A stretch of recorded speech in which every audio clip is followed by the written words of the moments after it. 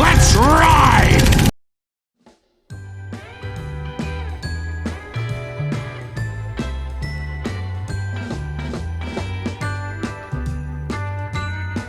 Hi everyone, and we're back. It's the Christmas show. Yay! Back again, and we're all in appropriately attired for the event. We are down a couple of people tonight. Brad, as you can see here, Sir not appearing in this film, is unfortunately down with the Christmas bug.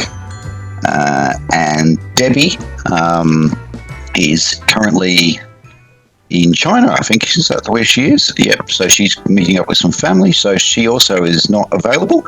But we brought in the super sub. So we've got a new person here. Ben, would you like to say hello and introduce yourself? Hello and introduce yourself. Hi, I'm Ben. I'm from New Zealand, so that's why I speak in a weird way. Yes, from Hobbitland.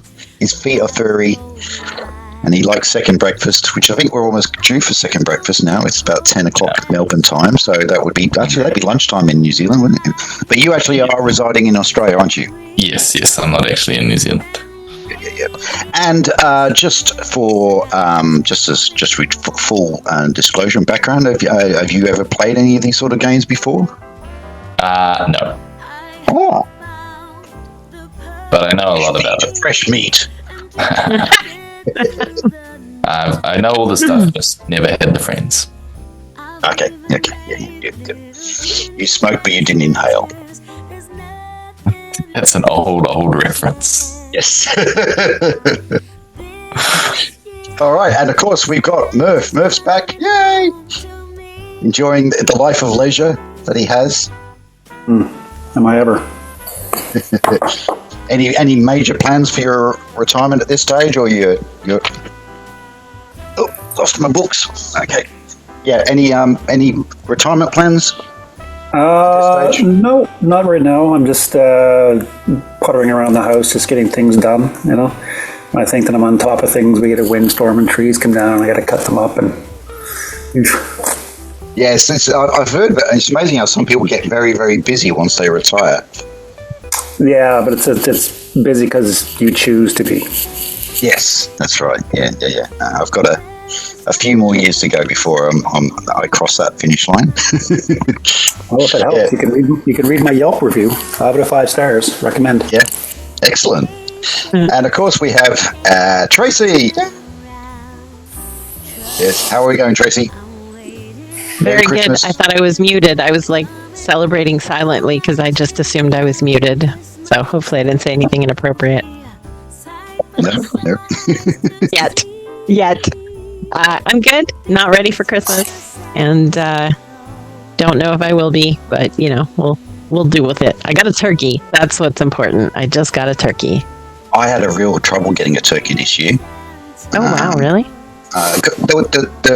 We had a bit of a there was a strike or something, and so there was a delay in getting some stuff. But for some reason, we had absolutely heaps of hams, so we picked up a ham easy enough. But turkeys were really hard to find, and they had the only option was I have to go for the full turkey, right, with the legs and wings and all that, and they had these they call them buffet style turkeys, which is essentially they just cut the legs and wings off for some reason, and that probably goes into dog food or something, but Renaissance festivals. Yeah. So basically it's just like the carcass of the turkey, but without the legs, and it's kind of weird, and because they call it a buffet style, but you can't stuff it with anything because the legs and the bottom part sort of there's the hole that you can shove stuff in is missing. So if you cook a buffet one, it kind of dries out. So they only had those, so I didn't want to get one of those, but finally found one, and it's not the normal size what we normally go for. It's a bit smaller. It's a turkey that's been sort of watching his weight. But at least you can stuff it. Yeah, but I can stuff it, and luckily we're not going to have too many people here for Christmas Day anyway. So, and I think ham is more popular, I think, generally than the turkey anyway. So, wow, really? That's fine. Yeah. What did you say? What's of ham? You said you did an alliteration of ham. Something of ham. What did you say? You alliterated it. Leg of ham. No. You said like it was like tons of turkey, but it was about ham, and I was like, so it's not tons of turkey, it's whatever of ham. And now I don't remember what your clever alliteration was. No, we got tons of ham because I got a big ham. You're missing the alliteration now. I am an alliteration geek. What did you say? I don't know. I don't know what it was now. Hogs of ham. Hog. I don't even remember. Handfuls of ham. Sure, that's good. All of these jokes are very ham-fisted. Heaps of ham hocks. I was waiting for that one.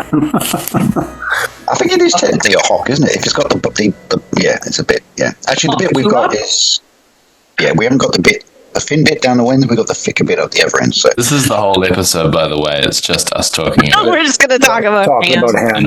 Well, I mean, Christmas. I mean, the Christmas meal is the most important thing of the Christmas. Should have got a bush turkey, Neil. A bush turkey.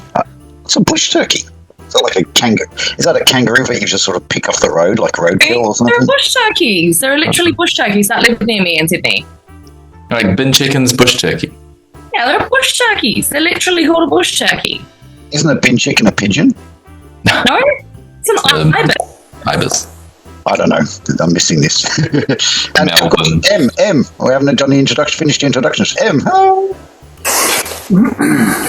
Hello. Looking very festive. Sorceress too. So you're sort of going for the sort of winter solstice type sort of druid. I am. Thank you. It's you very druidic. Appreciate the reference. Yes. Me and a wicker man. Yeah. Yeah. All right, so that's all the introductions. So we have the Christmas show. So last year we just we went into great detail talking about very important topics like the Star Wars Christmas special and things. Yes. But we won't talk about that this year. This year we're actually doing a little different. We're going to do a little Christmas one-shot, which I decided to do at the very last minute. And so for the last 2 days, I've been frantically trying to get everything ready, but I think it's sort of ready. So it's going to be a one-shot fantasy Dungeons and Dragons-y type adventure. You can see the name there. It's called The Darkest Night. It's actually a adventure you can get off DrivethruRPG. It's actually a 5e adventure, but it's pretty simple, so it's quite easy for me to do a quick conversion to old school essentials, which is what we're currently using. Although I think Tracy wants us to do a 5e game soon, so we will step into the modern version at some point soon. No, it's not modern anymore. There's a new version. Oh yeah, it's 2014, isn't it? Yeah. yeah. There is for Nerf 5.5 or something. There's a 2024 new version. I don't know what the name they just. It's not. I'm not doing that one, so it doesn't matter. I'm doing 5e because that's what I know. But I'm going to say, quote unquote, no. I know it. Well, supposedly they're supposed to be backwards compatible and forwards compatible. So I don't actually know how true that is, but anyway, yeah. But we will do a 5e game soon. We've also got to finish off our Blizzard Pass scenario with Tracy and Labyrinth with M. And we've also got a science fiction game coming up, which I will be running. So I will post a trailer for that soon, actually. So, so tonight it's the Darkest Night. So what I've done in order to speed things up, some timey-wimey magic stuff, I've pre-generated some characters. So I will get the guys to introduce their characters. So Ben, new guy, what's your character? Yes, hello. I am Nimdir the elf. What else do I have to say about myself? That's probably it. So in Old School Essentials, elves, so this is a classic Racers class elf, which was kind of like a fighter magic user. So what we have been playing is race and class is separate. So that way we've got like Bard. M was a adder, which was a bard, a half elf bard thief. But we're a lot more simpler. And Tracy's waving. Yes. No, I'm sorry. My hands were cold. I was warming my hands up. I'm sorry. Oh, It seems like I'm faking, but I'm like literally cold. Is it like you have to beg Mr. Scrooge? Can we put another bit of coal in the brazier, please, Mr. Scrooge? Yeah, I had to You're but I'm not 100% Scrooge, so- thinking of the Muppet Christmas Carol there, aren't you? I am. Yes. How would you like to be unemployed? Heat wave.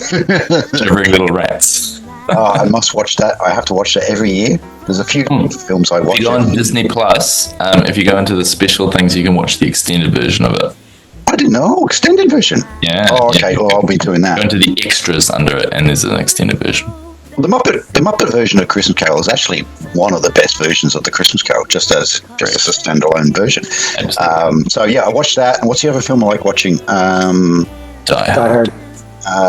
It's a Wonderful Life. Yeah. Did you say? Did you say Die Hard? Yes. Yeah. Yeah. I actually did find an adventure that was called Die Hard, and it was like a Christmas one-shot based on Die Hard.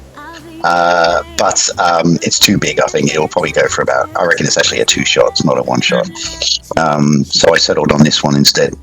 So anyway, So okay, so you're an elf. Okay, Tracy, what's your character?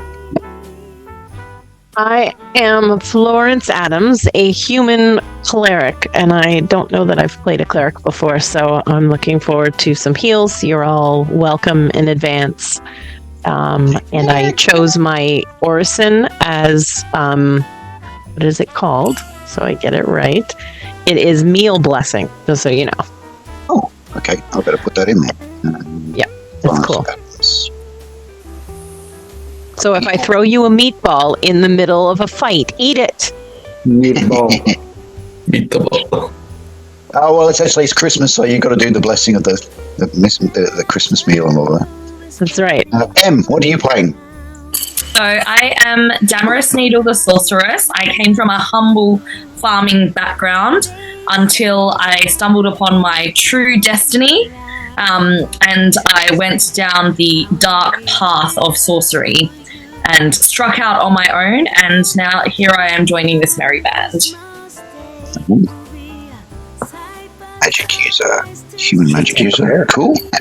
And finally, we have Murph. And what character are you playing? I am Merrick Smith, who's a fighter / male prostitute. He's fairly haggard, used to be a brewer. He's brave, yet chilled. He likes full moons, walks on the beach, and puppies with warm noses.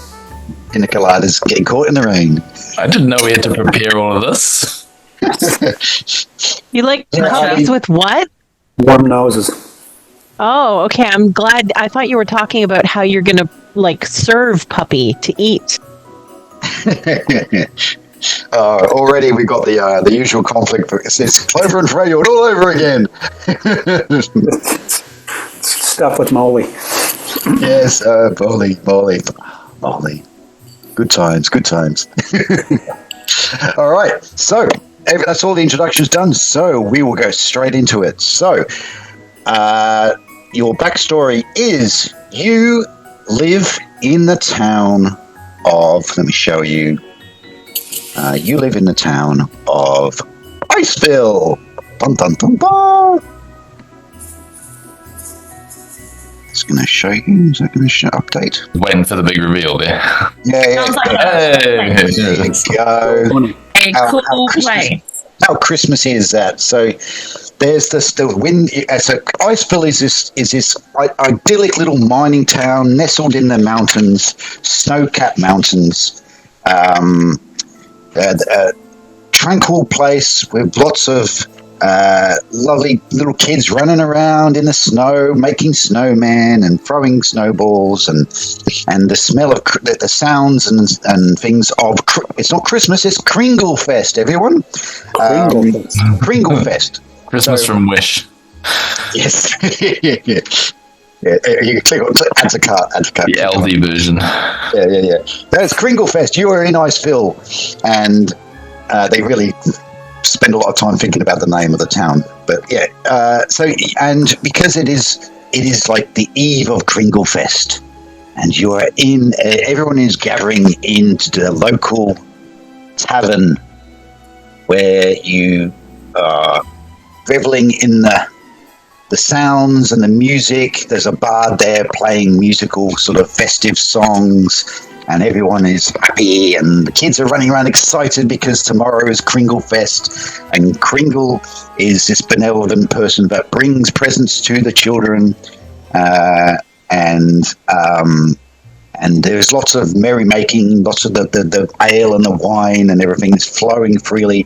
And you guys, I mean, in your day-to-day jobs, you're normally like adventurers going off and trying to seek fame and fortune, but at this time of year, you like to come back and be with your family and friends and chill in your tavern, enjoying the festive season. And so you're there enjoying yourself. And like I said, there's a bard there, and the bard is regaling you with stories, and then he comes out with the story of Kringlefest. For a moment, I was confused because I was like, bard meat? Wait, no, I'm not bard. Yeah. So the bard strums his lute, the crowd sort of hushes and gets his attention, and then he launches into this song called The Darkest Night. And he starts with, Iceville was cursed to darkness in a time long ago. Every nook and cranny, there no light would go. Fear and sadness for all, and the tears, oh, they did flow, for no relief in sight did the dawn ever show. A stranger came to town, coming up the road. He said he wanted to free Iceville from the darkness that took hold. He said his name was Kringle, a hero from far away. He'd heard our plight in Iceville, promising to hold the dark at bay. The evil feared the hero and tried to trap him cold, but the children cheered for Kringle, and their love kept him from that hold. The evil swore to slay him, but Kringle was so bold, he slew it with his power, bringing light to defeat our foe. As years passed, he stayed near us in the forest to the north. His workshop full of magic, children toys do come forth. He brings them down to Iceville and slips from house to house, leaving toys and eating cookies, not even noticed by a mouse. This day is a thanks to him for bringing light to our town, and he thanks all our children with presents that abound. The crowd cheers, and there's lots of drinking and banging the tankards on the table. And, yay! Well, good on you, Kringle! Good on you, Kringle! Here's to Kringle! And they're all dancing and merrymaking. And that's the story of Kringle. And because you're a resident, you know that, like you said in the story, that a long time ago, there was a unspeakable evil that had placed Iceville under a spell. And it wasn't until Kringle, who, like, is almost a mythological creature these days. People don't really see him. But, I mean, he is a real person, though. I mean, these presents really do get delivered to the children. I mean, because most of the peasants are just pretty poor. so yeah, it's good for the Kringles and take care of the presents for them. But yes, it's a real person. And every year he on this eve, he comes down and he gives everyone presents. So everyone's really excited. And so there you are, you're merrymaking, everything's going on swimmingly until, and you in the back, in the outside, there's a light, there's a bit of a wind blowing, and there's and the snow is drifting through the village. It's evening. It's not dead of night, but it's still, because the kids are still up. They haven't gone to sleep before Kringle Eve. So it's early evening. So the lights are on. The town's looking nice, picturesque, and beautiful. And there you are, enjoying yourself in the town. When suddenly, the door to the tavern bursts open, and you see in the doorway the shape of a small, diminutive person, which at first you think is a child, but as the person stumbles forward into the doorway, you see, but it's actually a gnome. And as the gnome stumbles in and collapses, you hear her say, she goes, must save Kringle. And she points to the north, and then she collapses on the ground, unconscious. What are you going to do? Hey. I'm gonna ask her what her makeup routine is. Well, I mean, like she is collapsed unconscious, and you can see she is well, she's unconscious, but she's in a bad way. She's very weary looking. Perform first aid. Yeah. If only we had a cleric. I'm gonna get up and walk over to her and like shake her gently, like not like, hey, wake up, but like, are you all right? Are you all right? She's not a baby, so you can't. And as you sort of stir her, she sort of just moves slightly. She's going, Kringle, danger, and then she sort of collapses so back I'm gonna check her out and see, like, is she bleeding, or is she just like weary and tired and she just needs to sleep, or is she like injured? You can't see any like physical wounds. She just seems to be like exhausted and exposed to the elements. I mean, it's been snowing and windy, and so she's obviously travelled from somewhere. You assume that something to do with Kringle. She's come from the north. By her address, and you guys know the stories of Kringle and how he has a workshop with helpers that help make the toys for the children. She fits the description 100% for like one of these helpers, one of these gnomish helpers that helps Kringle make the toys. You can see she's obviously kitted out in the right gear, the red clothes and the white fur-lined coats. So she just looks like she's completely exhausted, and she's fainted from exhaustion. Is there any like not rumors, but like stories about the helpers having like a particularly favorite drink, like hot chocolate or candy cane ale or like something like that? Is there like a story like that of something that they drink that's like their thing? Oh, you mean like a butter beer or a meat? Something like that. Like something sweet. Yeah. I mean, that would be like a hot chocolate or something. I would say that ginger beer was a thing. They like ginger beer. All right. Yeah. Okay, so I'm gonna like shout to the ale keep and be like, ginger beer, make it sweet. Ginger beer, stop.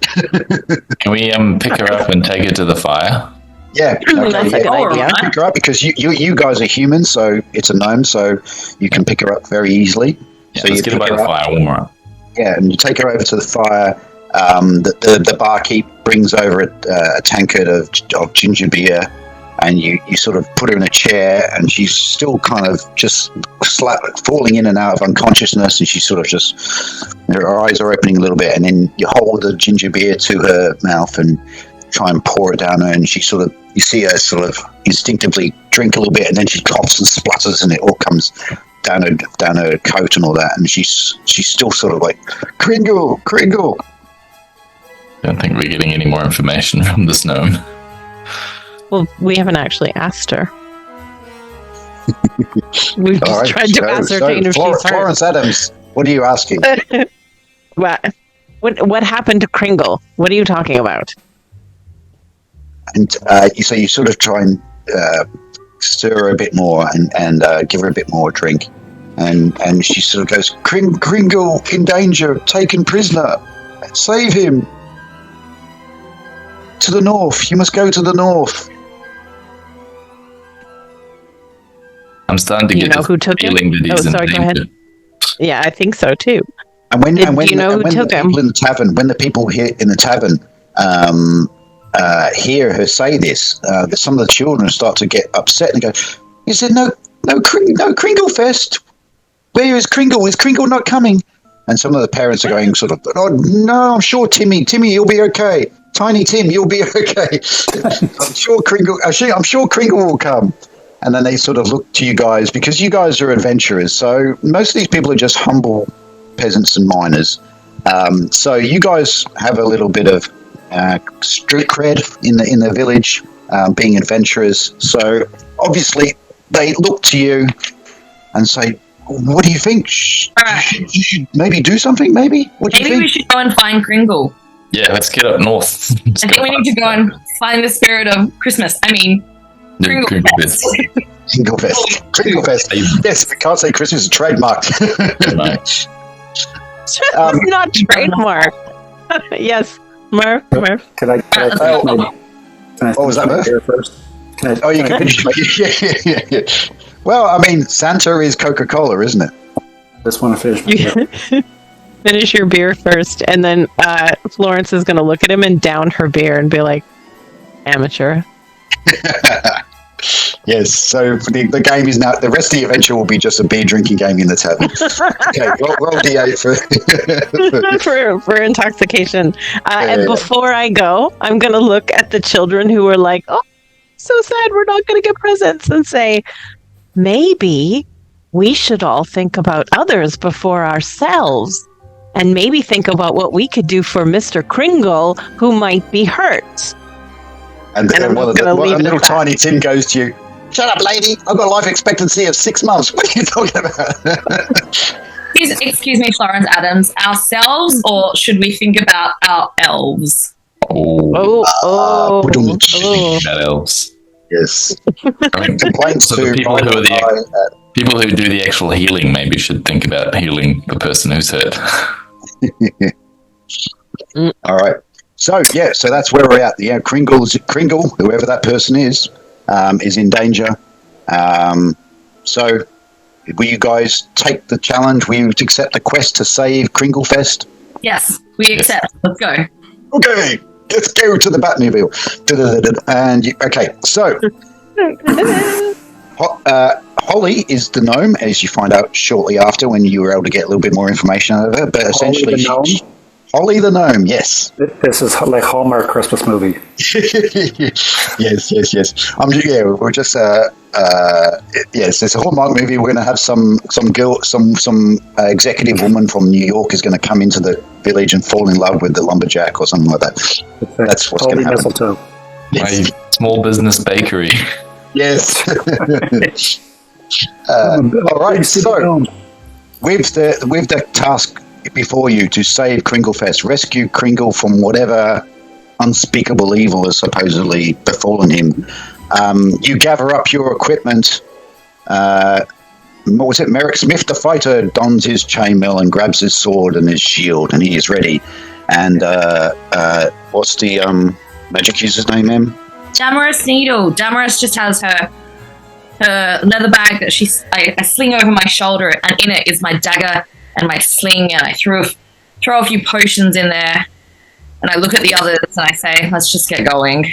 Yeah, so you actually have a sling, which is like a slingshot. You can... Yeah, cool. That's sitting on my hip. Yep, okay, and Florence Adams, you grab your trusty mace, and you also are kitted out in... chainmail and a shield. Chainmail and a shield, excellent. And finally... I've got my bow and arrows. Who is a little bit of a stranger in these parts. Because he's an elf. He is not a human.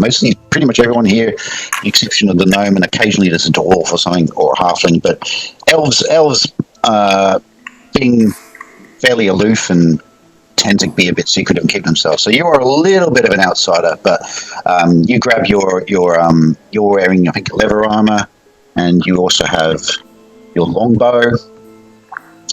What else have you got? I have a dagger, a sword. Dagger and a sword, yes. Backpack with various supplies. Yeah. All right, so you grab your equipment, and you do know roughly from Holly the gnome that Kringle lives in some wooden cabin with his workshop in his elves to the north, through the forest. So you know generally the direction you need to roam. So even though it's nighttime, but the urgency is there. This is Kringlefest. You need to save Kringle. So you head off into the dark. Only Nimdir, it being an elf, has infravision. So Ben, infravision is you can't literally see in the dark. You kind of see hot and cold. So imagine it a bit more like not like night vision goggles, but you kind of see like living creatures are warmer looking. They sort of like glow. Everywhere I go, I just hear the hit Katy Perry song. Yeah. I'm cold. So you'll have infravision, but everyone else, you guys are humans, so you need to you don't see in the dark, so you will need to light torches and so on. That's all right. I've got a lantern on me, and I've got a flask of oil as well. I've got 3 flasks of oil and a lantern. So, all right. So you want to light the lantern? You want to light your lantern then? Lighting my lantern. Let's go. All right. Okay. So you head off. You walk out from the town, and you follow the mountain path that's generally moving north. So pretty soon you've left the town of Icefield behind you, and you're moving up into the mountains, and it's a narrow path, not commonly used, and you're in pine forest. So it's a narrow path with dense pine trees and snow drifts, and the wind is howling through the mountains. And you're trudging, and the only sound is the sound of the wind and the sound of your own feet as you crunch through the snow. I say, boy, I hope we don't get ambushed here. That would be terrible. Did we bring Holly with us or leave her because she was too weak? She was too weak. No, she couldn't accompany you. Yeah. Can we follow her footsteps, or is it snowing too much? Beg pardon? No, her snow. Yeah, it's snowing too much. Her footsteps. I mean, she's a gnome anyway, so she doesn't leave big, heavy footfalls. So any light little footwork would have been. But like I said, the path isn't too hard to follow, really. I mean, it's a worn path, or a gap through the forest.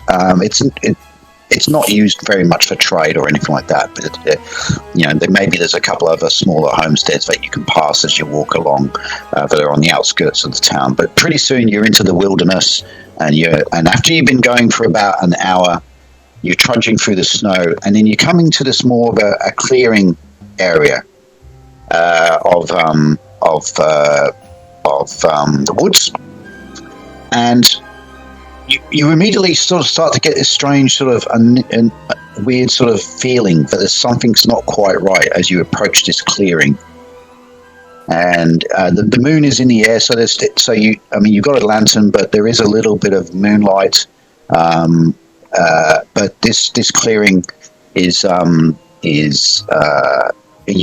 have a funny feeling as you're walking towards it, and as you get to the clearing, you see in the distance there's a little bit of snow sort of wafting around in the wind, but you can make out what look like 4 figures, humanoid figures, ahead of you in the clearing.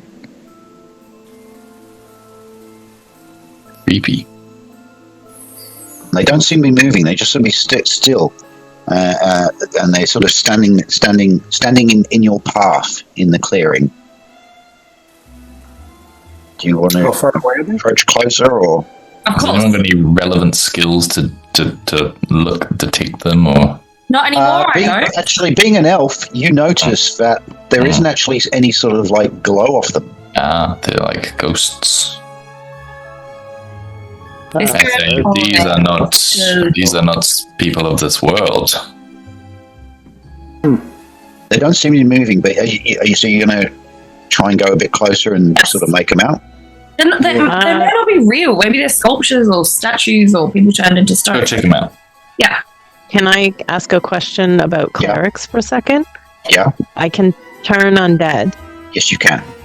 How many times a day? You can do it unlimited times. Over and over? Okay, yeah, cool. Yeah. So as we come closer, I'm just going to pull my holy symbol out and just have it like right here. Okay, cool. Not your holly symbol.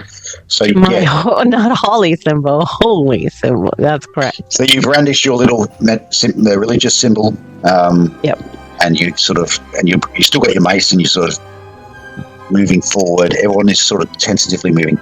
There's still these 4 humanoid figures. They seem very pale. The snow sort of almost obscures them a little bit sometimes. But as they get closer, you see, and it appears, you see this image in front of you.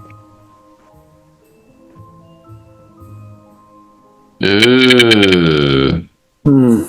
I told you I didn't think they were real, but maybe they'll start moving once we get closer to them. Can I light an arrow on fire? Do you have a tinderbox? I do. All right. There's a lantern on fire right now. Can I just put one of my arrows into the fire and shoot it at one of those snowmen before they come to life? See if it melts it. Okay, so you need to put a little bit of either dip the arrow in oil or something, and light it from the tunnel. Okay, all right. So roll a d20 to see if you can hit them. What you need to do. We're doing something a little bit different, which I wish I had switched to earlier. We're using ascending armor class this time. So that means that you just roll a 20, add your bonuses, and you're looking for a target number. So we don't have this frustrating sort of attack matrix which we've used previously, which I don't know why I changed. But so yes, you need to roll a d20. 6. Okay, that's not going to be enough. Okay. So you want to have another shot, or someone else wants to do something? Can I go again? Yep. I have 20 arrows. I roll again? Okay. No, that's not going well. What did you do? Got a 4. Got a 4. Your the menu thing is over the overlay there on our main screen now. Settings. Yeah. There you go. Excellent. Oh, that's Here's not my good. daily. You know, as making first impressions for your elf. I'm cold, all right. Like when I'm cold, it's like my things fall a little bit short. Yeah. The distance is a little bit smaller in the cold. Shrinkage. There's shrinkage of my bow. It's the leather of the strap has shrunk a little bit, so it's. He's cold. It's not He's a usual walking. thing. These two arrows sort of hit the ground. I swear this never happens to me. Utter out near the Firing blanks. Yes. India. and the snowmen just don't move. They just sit there. They don't see him as a threat. That's why. Damn. So what are you going to do? You're going to go closer? All right, let's just go closer. He asks anonymously. Could we just, if they're not moving, I mean, are they looking at us, or like what are they doing? They just look like regular snowmen. A little bit more sort of mean looking than what most kids would do for snowmen, but yeah, snowmen nonetheless. I make a disparaging remark about them. That's right. Yep. Anybody get a magical top hat? A what? A magical top hat? Magical top hat. No, but I have magic missile that I can like. I'll wait till they're alive. They're not attacking us, though. Yeah. They might They could just be like regular legitimate snowmen. And we're like, been oh, we this have no whole time, magic we left. just- We just used it all. I'll on be real honest, snowmen. Neil, that these 4 snowmen look to be like they're ready to drop the hottest album of the year. Yes. This is SWA, Snowmen with Attitude. That's right. Yeah. Straight out of Iceville. Straight out of myself. I'm going to approach a little bit and just get a little closer, but just edge my way up there and just to see if they make any sudden moves or. Okay, so you approach. Again, it's all quiet. Mm-hmm. Everyone else is sort of standing back, and Merrick the Smith, brandishing his sword, approaches closer. The crunch of the snow under his feet. I'm going to hold up a carrot and go, "Hey, I got your nose." Right. As he gets closer, all of a sudden you see one of the snowman's Of course. head starts to move, Moving. That's right. and then one by one the heads all turn to look to Merrick as he approaches, and then their bodies sort of swiveling on the spot. Maybe we just kick them and they'll just Yeah, how do they intend to hurt us? threatening. They have twigs for arms. How scary could they be, honestly? Oh, famous last words. You just have to cut their eyes off and they won't be able to see. Yeah, that's true. Yeah, and maybe. And then as you get closer, and then their mouths open, and they sort of give out a sort of, I don't know what sound will a snowman make. Icy noise. Yeah, an icy breath. Scraping. Sort of, we see the mist. That's the mist of their breath, and then they sort of start moving towards you. On their legs. Roll for initiative. They can't be moving that fast. All right, we're still going to do group initiative, so someone's going to need to roll for initiative. Go, Okay. Trace. Ben, it's your first day. Do it. What Yeah, what dice? It's a D6. All right. We're so screwed. Ben, Stop We're cut letting off. me roll. you were cut Wow. off. That was the first and last time. Stop Benjamin. letting me roll things. Right, so this is the battle map. This is what you can see. You guys can all see the screen. You can all see the snowman there. Yes. Excellent. All right, yes. So we need to roll for initiative. Who's going to roll for initiative? I'll do. Do it. Not Ben. Yeah, don't know. D6. Yeah, D6. I roll a 5. Yes. And I rolled a 5. Oh, there you Oh. go. Roll again. Roll again. We're tired. A 1. Damn it! Neil, the live feed's not showing up. Yeah, sometimes it lags for some reason. Okay. I don't know why. Let's check. See a 5 on the screen. And what did I roll? You Here it rolled a is. 0.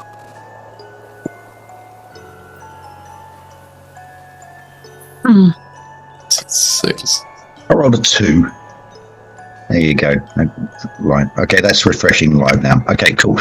All right. So, as Damaris rushed out in front of the snowman who get to move first. You want to retract where you actually are, M, because you're a magic user. Remember, you're not a bard. Sounds like a threat. Yeah, you might want to put yourself behind either Nimdir or I actually didn't ask you guys if you had like a marching order or order in which you were moving. I'm assuming that Merrick would probably want to be up the front, being the tank. Nope. No. Let them all suffer. How all right, strong, Nimdir? How strong are you as an elf? Like what? I'm sort Yes. of out of character. Like what's your hit points and what's your strength? Neil knows how many hit points I have. I didn't write it. It's on your sheet. No, it's not. Okay, well, it's on your sheet now. 10, I think. 6, I think you got. Oh, yeah. Where is it? I rolled a 5, and then it's +1 for my level. Is that right? No, you would normally add your constitution, but your constitution is 9, so your hit points are 5. So you can fight and cast spells, but you're only level 1. The other guys are level 2, so you're a little bit weaker as far as hit Yeah. points goes. And you're a little squishy. And what's your strength? Are you strong? What number is it? 12. It's 12, so no, Okay. he's then- fairly average. So you guys need to be behind me and I got ranged attack. Merrick. Yeah. Nimdir is a rather lackluster elf, although he can cast spells. He's he a has. disappointment. So, Ben, you have the magic missile spell. Just so you know, that's a one shot. So basically, you cast it, it will automatically hit, but you can't cast it again. Yeah, Wait, I thought I had magic missile. Or You just both Eagle. do. you do. All right. But again, it's a one shot. You cast it once and then it's gone. But you've also got arcane bolts as well, which you can cast twice. I've got my excellent arrows. Yeah. Warmed All up right, my- so we roll for initiative. So the snow creatures get to go first. So the demonic magical snowmen. So I will activate the first snowman, and I'll just check the measurements, how far they can move. They can't move that fast. I mean, they don't have feet. Yeah, well, Just so they can move 20 feet. So into about here. Yeah. And then the second snowman. It is way faster than I thought snowmen on snow could. I suppose they must have the good wax. Yeah. And actually, you notice one of the snowmen, he just, instead of actually sliding towards you like the other ones does, he actually just goes into the ground. Like into the snow, like he disappears down into the snow. Pop back up. Oh, I see. Can I say that it looked like curling, what they were just doing there? They went like, they're like on a frozen lake and they just went, nyam. Do you want to fight a snowman? That's a curling reference. Just. Oh, yeah, we should definitely Canadian showing their true colours here. Hooray! All right. I had 4 of them. I can only see 3 on the screen. Yeah, one of them just went like literally like sort of just crumbled back into the snow. Which means it can pop up anywhere. Great. Yeah. Maybe. He probably still has a distance, but okay. And this snowman here, like you see in his hand, he sort of manifests like a snowball, and he throws it at Merrick here. And so he throws for the snowball, and we roll, and we get. I get there. We get a 13. What is your armor class, please? My armor class is 16. Yep. So that's a miss. So he misses. The other snowman over here, or likewise, throws at Merrick. Oh no. And it's 18. So you get hit by a snowball, but it's not like a regular snowball. It's a bit more a magical snowball, which does D4 damage. Roll. So it does 3 points of damage to you. Okay. And then the other snowman, he's too far away to throw. And die in a snowball fight. So it's now your turn to activate. So, Merrick, you want to go first? Yeah. So you can move 20 feet and attack. So, looking at the measurement, yeah, you could attack the first snowman. Yeah. So, and actually, because you got your weapon proficiency, and if you want, you can actually charge, and you'll get an extra +1 for charging. Charge! So you D20? Charge! A D20, and you're going to add +1 for the charge. You're going to add +1. Oh, okay. But then rolling a 2 probably doesn't help at all. Okay. All right. Florence, you're up. All right.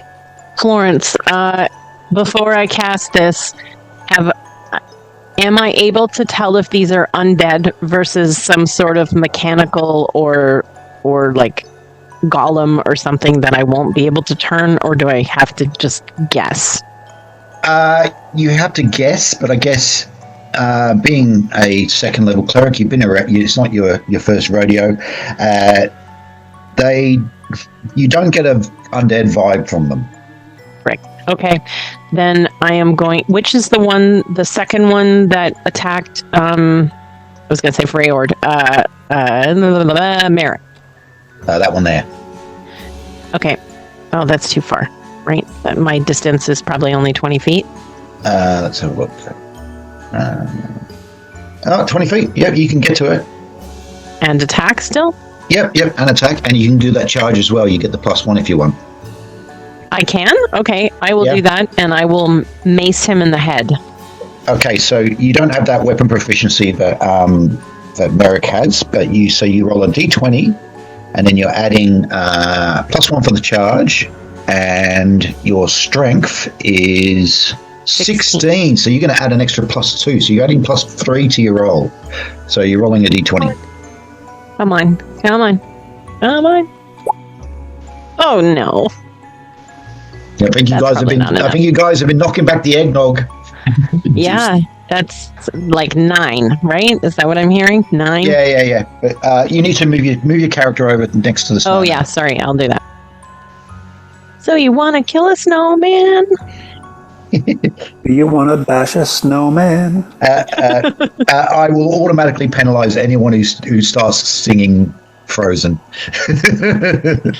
let us know, or let it, whatever it's called. What is it called? Is it called Let Us Know? Or Let It Go. Yes. All right.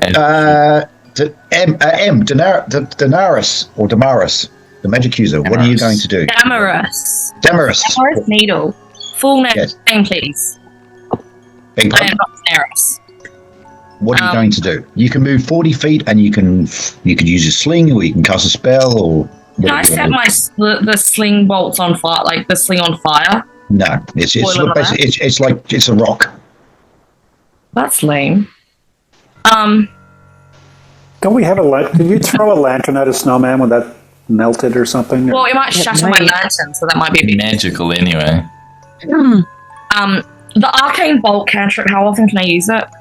You can use it twice because you're level 2. In this whole campaign, I can use it twice. Exactly. Yep, and it'll do D4 damage. Yeah. All right. Arcane bolt at one of the snowmen. Okay, 1, 2, or 3. Whichever one's closest, I think. Better chance of hitting it. Well, the one next to Merrick, you can shoot at that one, so you can sort of. Doesn't it automatically hit? It automatically hits, right? Yeah. So you can choose one. It's an auto hit. You don't miss. Auto hit. Okay. Maybe Snowman 2. Is that the one in the middle? Snowman 2. That's the one that Florence is next to. That's this one over Let's here. do that. Yep. Okay, roll a D4.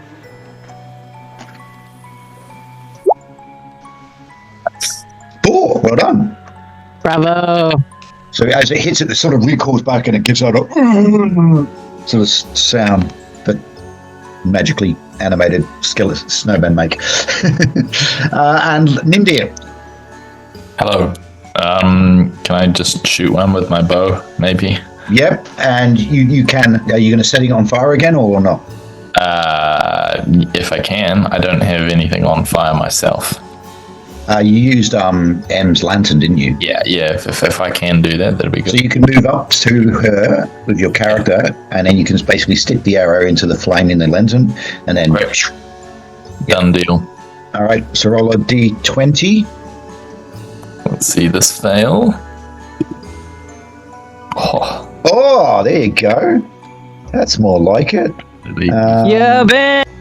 And your dexterity is actually. Oh no, your character is very average stats. So, but 18 is good enough. On brand, really. So you're going to do a D6 worth of damage, and then because you got fire, you get an extra 2 points of damage because of fire, because it's a snowman. Cool. D6. It's like fire. Yep, D6. You didn't actually say which one I was shooting at. Yeah, you didn't. Which one was it? The one next to Merrick. Okay. Yep. And you rolled 3, so that would make 5. And when you do that, that's Merrick. Okay, that's not on here. Okay, so that's 5 points of damage. Yep. Okay, gotcha. Again, likewise, that one sort of recoils from as the arrow sort of hits, and because it's on fire, it sort of like melts a big sort of gaping hole in the snowman. And I think that's everyone. So we need to roll for initiative again. So,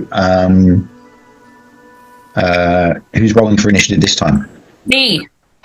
Okay, roll a D6. Money where your mouth is, eh? Thank you. Yes. Yay. Oh, you won. All right, cool. All right. Who wants to go first? Merrick, you want to smack that snowman? Smack that. Okay, you don't get the charge bonus now because you've basically right next to him. So you're just going to roll a D20, and you're going to add your strength and your fighting ability. So you're going to, your strength is 16, so you're going to add +3. So it's 2 for your strength and 1 for your weapon proficiency. A 6. No, he's off his form. That's a 9. That's not good enough. So you sort of swing your sword, and you thought you were going to hit him, but the sort of the body, how it's like balls, they sort of whoop. Jumps up. The sword goes whoosh, just cleaves through air. Okay, Florence. All right, I'm just gonna take a swing at the snowman's head again. Okay. Right, roll again. D20. Oh my god! No, that's not good. That's not going to do it. All right. Who's got the bad rolls Exactly the now? same roll as last time, except it's a 9. That's it. Yeah. All right, and M. Oh, Damaris. Damaris. Think, damn, she's good. Damn her. Damask. I do. Magic missile I can only use once. Shield I still got an arcane bolt, but I've got a dagger and a sling. I feel like the sling is gonna do maybe it will do something though. Oh, the hit points are pretty low.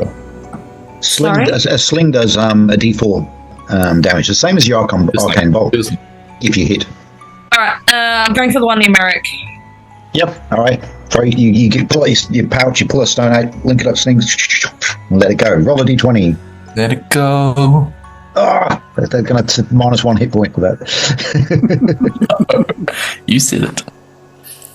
You rolled a 12, and your dexterity is 14. That's a +1. I'll check the range. You might be close enough to get a +1 for the range. I think you do. Let's have a look at the measurements. It's getting the ruler out.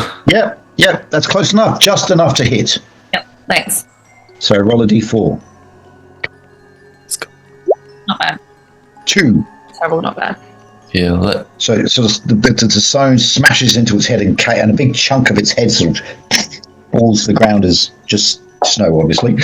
And it's sort of again. No big problem. Okay, is that everyone? Oh no, Nimdir. Wow. I'm still next to Damaris, so I'll light my arrow on fire again and shoot at number 2.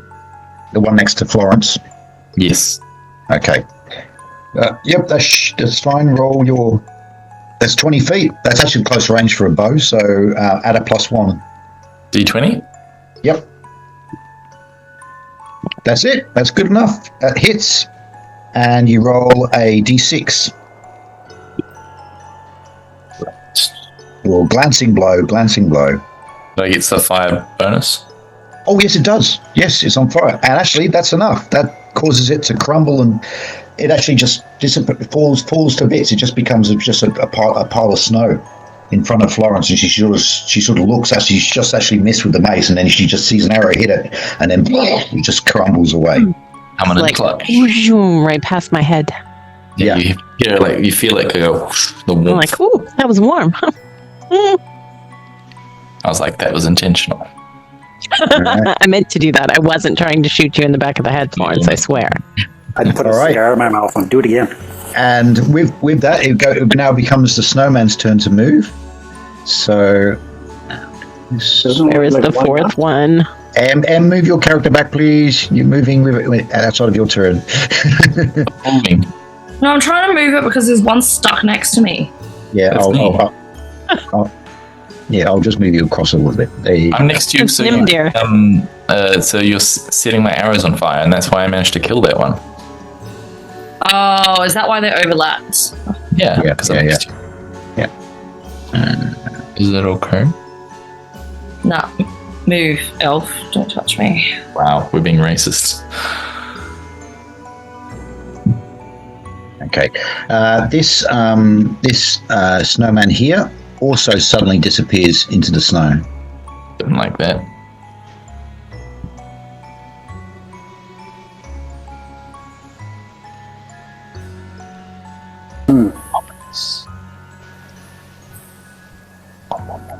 And you can kind of like when they disappear, you can kind of see a little bit of the snow as you can kind of see sort of like, you know, like when something's under a carpet or under, you sort of see like a bit of a trail of the snow as it sort of when moves deep. Someone's under the carpet.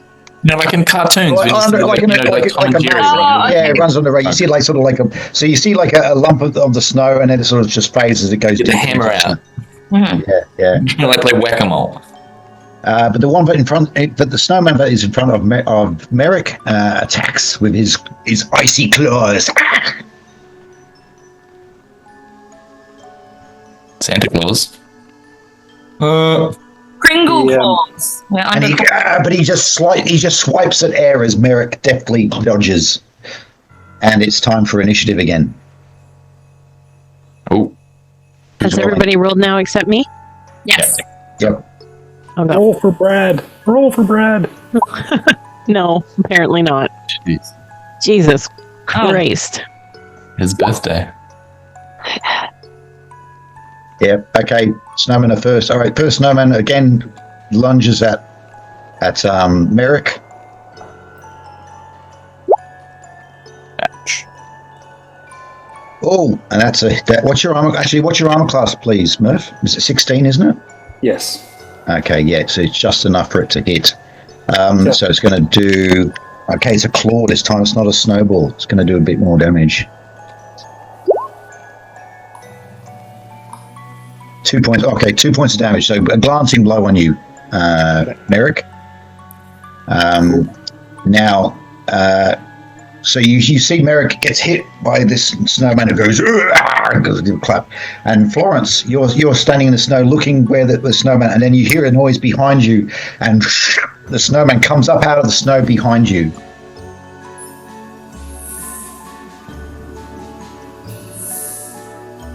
And it's there, and with that, it can actually make an attack on you. Of course. Ooh. And luckily for Florence, she could tell it was happening. She got a sense of something was behind her, and she was able to quickly dodge it or block it with your shield. Meanwhile, the other snowman that you saw appears to the right, comes out of the snow to the right of Nimdir, at close range, but just enough to unleash a snowball at you. Me? Yep, at you. So 12. What's your armor class? My armor class is 13. Yep, he's actually close enough to get a +1. He actually hits you with the snowball, doing a D4 of damage. Oh, 3 points. Ooh, not good. We'll need some healing, I think, soon. This is because, what's her name? Damaris moved away from me. All right, so it's your turn, guys. Merrick? Yeah, I've got to attack the snowman that's directly in front of me. Yep. Okay, again, roll a D20 and you're adding 3 for your strength and your weapon proficiency. Come on. Oh my god. What is going on? This dice is rigged. This is not the Christmas special that everyone was looking for. Oh dear. All right, Florence. Okay, I am going to charge attack at this snowman. Whoops, I don't want to be standing on top of him. How far away were you? 20 feet. Yep, that's good enough. So you charge. Yeah, I measured it. You charge past the snowman. Yeah, or basically up to him. It's just not letting me go. Like, I want to be in between him and my friends. If you move your character, I think hold I am down. snapping. If you hold down the Alt button, Yep. it should stop you snapping. There we go. Yeah. Cool. All So right, now I'm going to charge and mace him in the face. Yep. Okay, so roll a d20. You're going to be adding +3 as well because you've got the charge plus your 17. Yeah, you just run in, smash it in. Roll a d6 and add 2 for your strength. Ooh. I'm not used to being strong. 5. Oof, smash. Just push, staggers back if it had legs. All right. I'm gonna come sliding in like a Call of Duty style slide in and like smash it with my mace as I like slide in. Yeah, Like- yeah. Slide the Maggio. Good reference. Nimdir, what are you doing? Right. I am going to shoot at the one that got me. That's the one that Florence just smashed it. Yeah. Okay. Roll a d20. I'm close enough to Demos to set it on fire again. Yes, you are. Okay, d20 it is. Okay, 12. You get a +1 because you're range. So it makes you 13. Just double check your dexterity. I don't think you've got a bonus. I think you've just missed. You needed a 14 to hit. Yeah, you just miss him. Damaris. Damaris. I got it right. Actually, I even came up with the name, or I generated the name. Damaris Needle. Jeepers. Can I set the DM on fire with the lantern? It's just this mysterious voice in the trees, just like. Yeah, you just hear this voice hovering on the wind. Roll for initiative.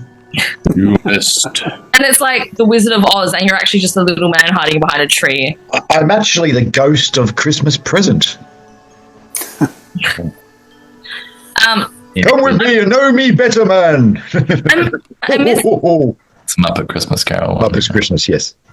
I miss Ada. I was muted and I said, come in and know me better, man. Sorry, I was muted and we would have all said it at the same time. Better, man. Yes. Know me. Know me, yes. Yeah. Oh, we could do the Blackadder Christmas special. You know, the sort of the reverse Scrooge story.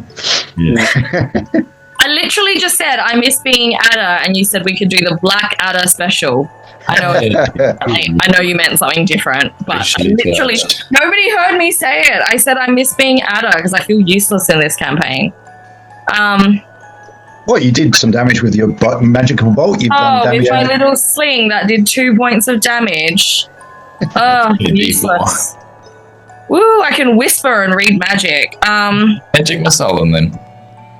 I'm not wasting a magic missile, so I don't know where the rest of this campaign is going. Just arcane bolt again, I guess. I mean, because I've got a dagger, but I don't know if that's going to do anything from where I'm standing.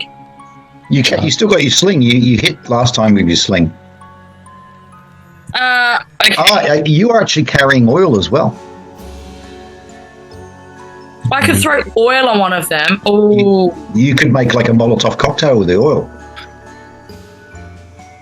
What else have I got in my? Hang on. What else have I got in my? I've got flint and tinder. I've got. Well, you got the lantern. You can light it and just go. Yeah. I've got. Merrick, thinking about dating at a time like this. We're being attacked, man. I've got wine as well. I've got wine that I can throw on them. 2 bites of it. That's flammable. Wine's not that flammable. Not really, no. Oh. It's not a spirit. Do you guys know this? Well, we are talking about the Christmas spirit, so maybe I won't throw wine then. 20%. Jesus did turn water into wine. Wow. What is my useless little sorceress going to do? Quickly, it's the middle of the battle. You've got to make a decision. Fine, I'll throw a dagger. Okay, you've only got one. You have to retrieve it afterwards. Well, I mean, if you're going to throw, you might as well use your sling because it's the same damage. Okay, fine. Which one? The one in the middle. Okay, roll d20. That was hopeless. Yeah, that's not going to do it. All right. Whose initiative was that? That was their initiative. It was. Did you? Hang on. Did Tracy win it? I thought so. Yeah. You did you win initiative? No, you got 3. I got 1. That's the end of that round. We went second. New initiative. Oh, okay. All right. New initiative. Who's rolling then? Me. Okay. Roll a d6. Come on, Ben. You can do it. So, I mean, come on, Ben. You can do it. You can do it. Okay, you're getting all the shit ones out now. All right. Okay. Snowman number 3 throws a snowball at Florence.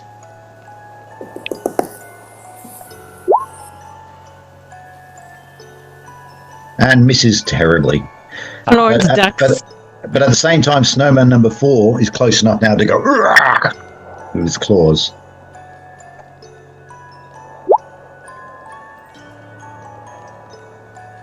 And what's your armor Unless class? he's got a bonus, I have 15. Yep, he goes, he sort of woof, woof, dodge. So you've got like snowball flying past, guy's claws grasping at you and grabbing in midair. And then the fight goes on between the other snowman and Merrick, so it again launches at you.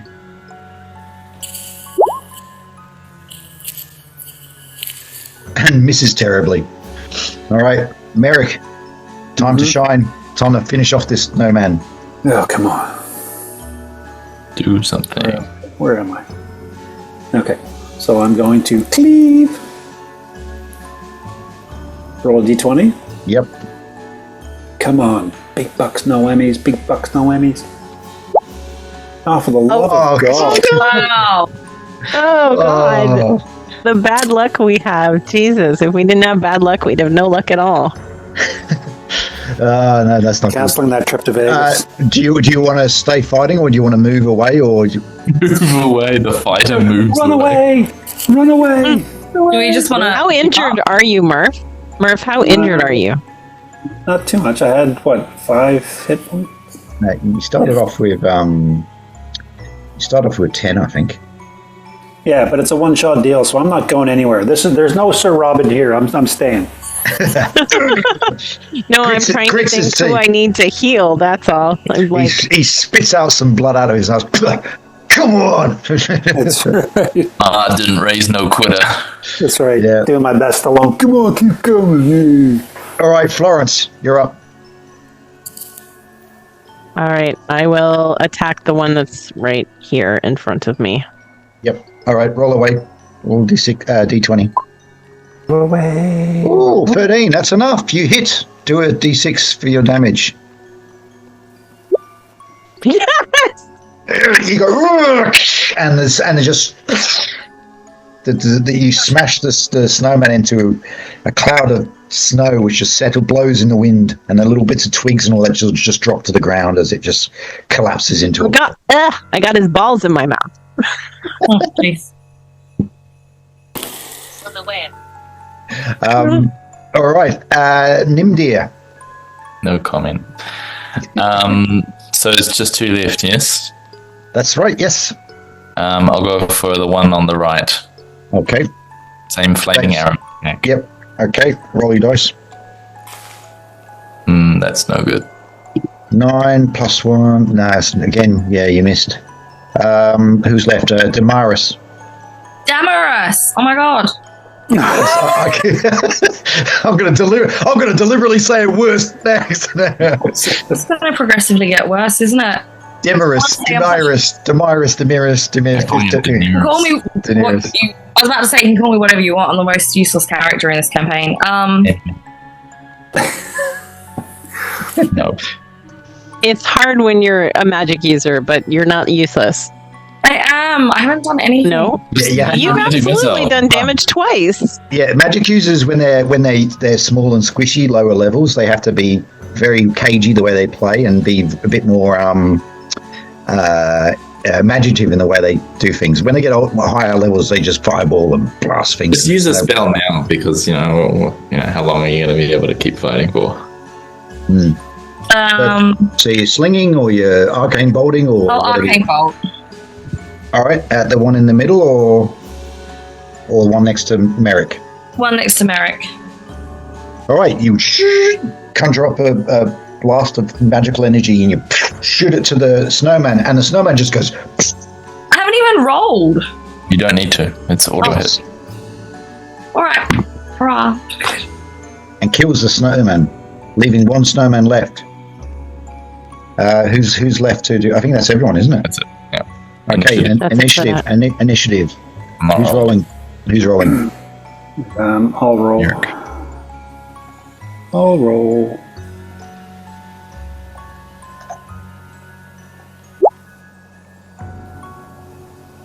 We're in with a chance. Right All right. Right in the middle. Come on.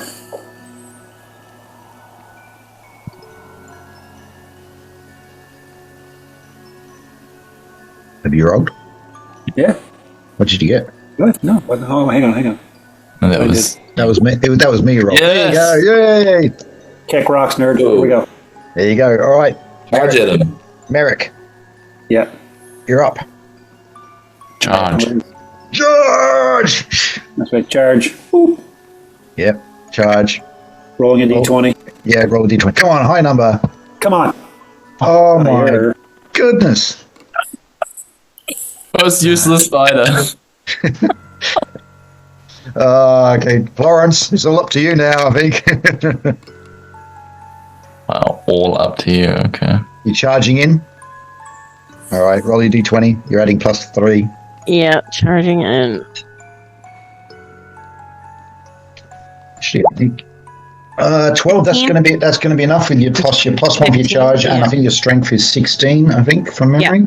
So it's that's 15 enough. total. Yep. So it beats 14. So that's enough. I just want to double check if you get with the charge bonus. If you get do you get? I mean, what's going to say on the book? Charge. Come back.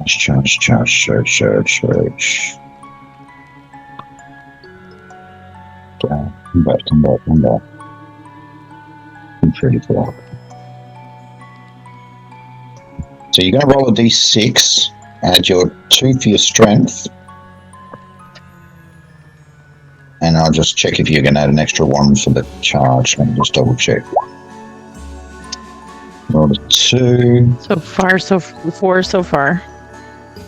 The 4, and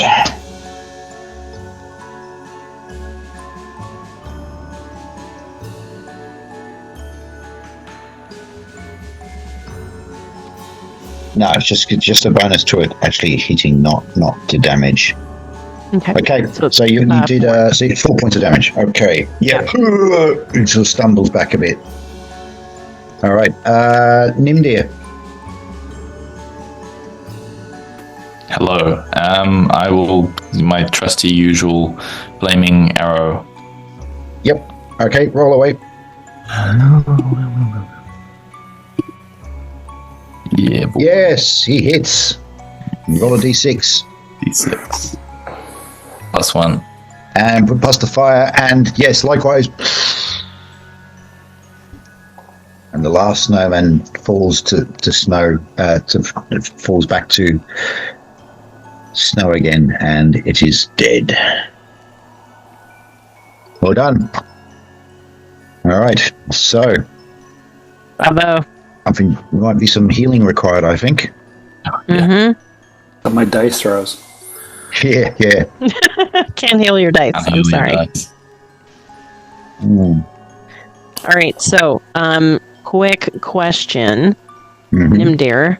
How Yes. hurt is Nimdir? I've lost 3 of my 5 hit points. Okay, and Merrick. How hurt is Merrick? I've lost hit points. Let me see. This way. I think I lost 3. So you're down to 7. Yeah, you're down to 7. Okay. I'm going to heal Nimdir because he's more close to dying.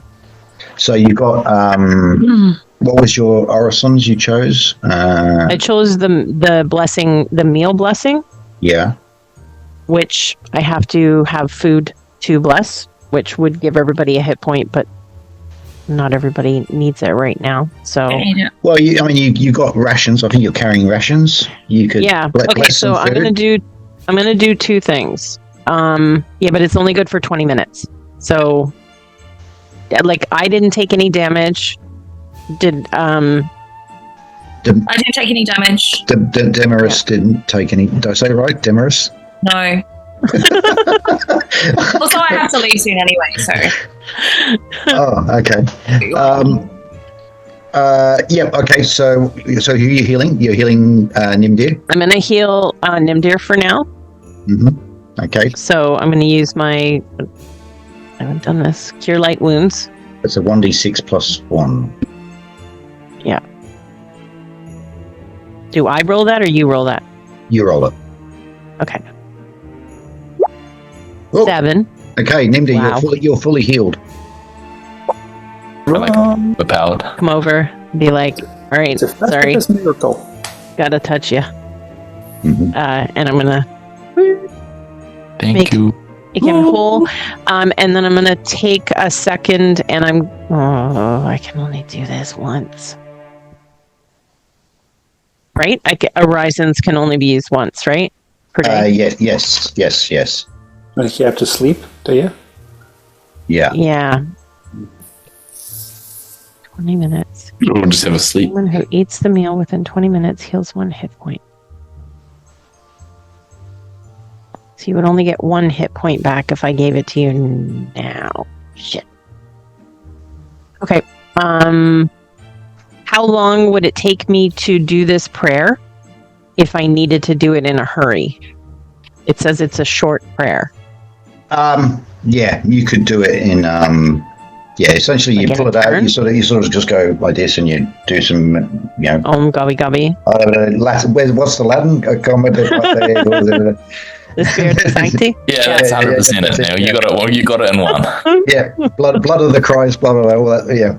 Yeah, no, that's not my deity, but close enough. Yeah. You can do it. You can do it in a short moment of time. Like you could do it as So like 1 turn in the middle of a battle. Okay. Yeah, you could do it. Yeah. Then I'm not going to do it yet, but I'm just going to recommend Merrick don't get too far ahead of me if we get attacked, because I can give you something to heal a hit point, and it's only 1 though, but that's what I got. You're not the boss of me. Well, you can. I'm just trying to save your ass. Just saying. Okay. So And I guess that goes for everybody. I can give you some food. I can give you a little bit of my rations, and it will heal you for 1 hit point. So don't get too far away. Well, I mean, that can be the difference between life and death. So there you go. All right. So after the snowmen have been destroyed and you left it back into the silence of the night again, all again you can hear is the wind and your own panting from your exertion. You recover your damage. You check your belongings and everything, and then you continue on your journey. And a short while later, up in the distance, you see some lights. And as you approach, you see a house. And you see this nice, sort of festive-looking house. It's actually a little bit bigger than in the photo. I'll show you on the map. But it's a long rectangular building. It seems like there's like a house, and then basically abutting right next to it appears from the outside. It looks a bit like a warehouse. But around the outside, you can see what look like Nutcracker toy soldiers. And they seem to be like patrolling like the soldiers. Everyone see that? There's like 6 of them. And I have no spells left. And they seem to be, I mean, at this point, they don't really notice you. You're kind of, even though, Damaris is carrying a lantern, they are just sort of patrolling. So do we actually have time to do anything else, or do you guys have to go now? Because I think this might be a good time to stop if you have to head out. I do genuinely have to go. I agree. Yeah. Sorry. Okay. All right. Well, we'll pause a second, and then I'll have to readjust the Zoom. All right. Well, in that case, thanks for joining in, Ben and Em. Merry Christmas. Merry Christmas. We'll have a new game in the new year. I think we'll be doing the science fiction game to start with. And then after that, we're going to do a which I think will be it'll be a short one, probably only 2 sessions. And then I think by then maybe Tracy will have her game ready to go. So that'll probably be in February, I think, realistically. Good. By the time Tracy's ready. So yeah, all right, guys. Thanks very much. Thanks for Thank having you. us. Thanks. Merry Christmas. Christmas, guys. Very nice to meet you, Ben. Nice to meet you guys. Thanks for having me. Welcome. Right. Merry Kringlefest. So these guys are basically patrolling around. They haven't really. They're not sort of haven't really seen you or anything at this stage, and you can see that there is basically a door here. Mm-hmm. That seems to be the main door into the building, and you can see that this area here seems to be a bit more like a warehouse, and then this part here seems to be the house or the habitable part. The right side or the left side is the house? Left side is the house. Okay. But the doorway into the building is here. Okay. Merrick. So are the other two still with us? Yeah. They're still there. Yeah. Okay, so you're going to NPC them? Okay. Yeah. I think we should get a sense of what their pattern is and sneak in as opposed to trying to fight them. There's too many. Wait for a gap. Yeah. Because we don't know what we're going to come up against inside. Yeah. Yeah. Okay. So you hang back and you sort of watch them, and they essentially seem to be just walking around, just patrolling back and forth around the area. Could someone cause a distraction that would make them kind of look in one direction so we can sneak in? Yeah. I mean, you could use anything as a distraction. You've got the cover of the woods there, but you could kind of sneak to a certain area and then you could cause a distraction somewhere else. Mm-hmm. We could what do you have... think, Lawrence? Yeah, I think we could maybe set a tree on fire. Yeah. And then sneak in. I don't know if it would... they're not attracted to our light, but we haven't really approached the house. So if somebody... say shot a flaming arrow at a tree and caught it on fire, maybe that would distract them. A flaming arrow is probably not going to set a tree on fire because it's snow. But you do have access to flask of oil, so that's something will produce a much bigger flame pretty quickly.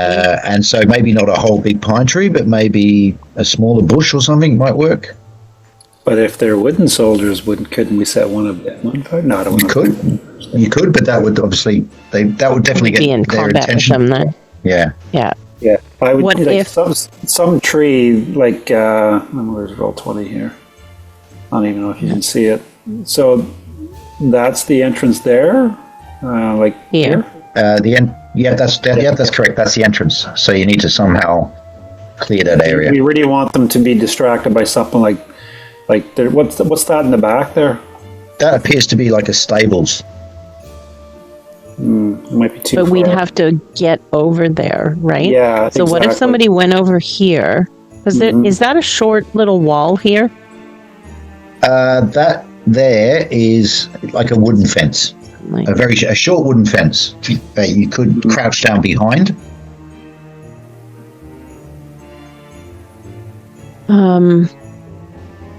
Gosh, now I can't make a ping on the map.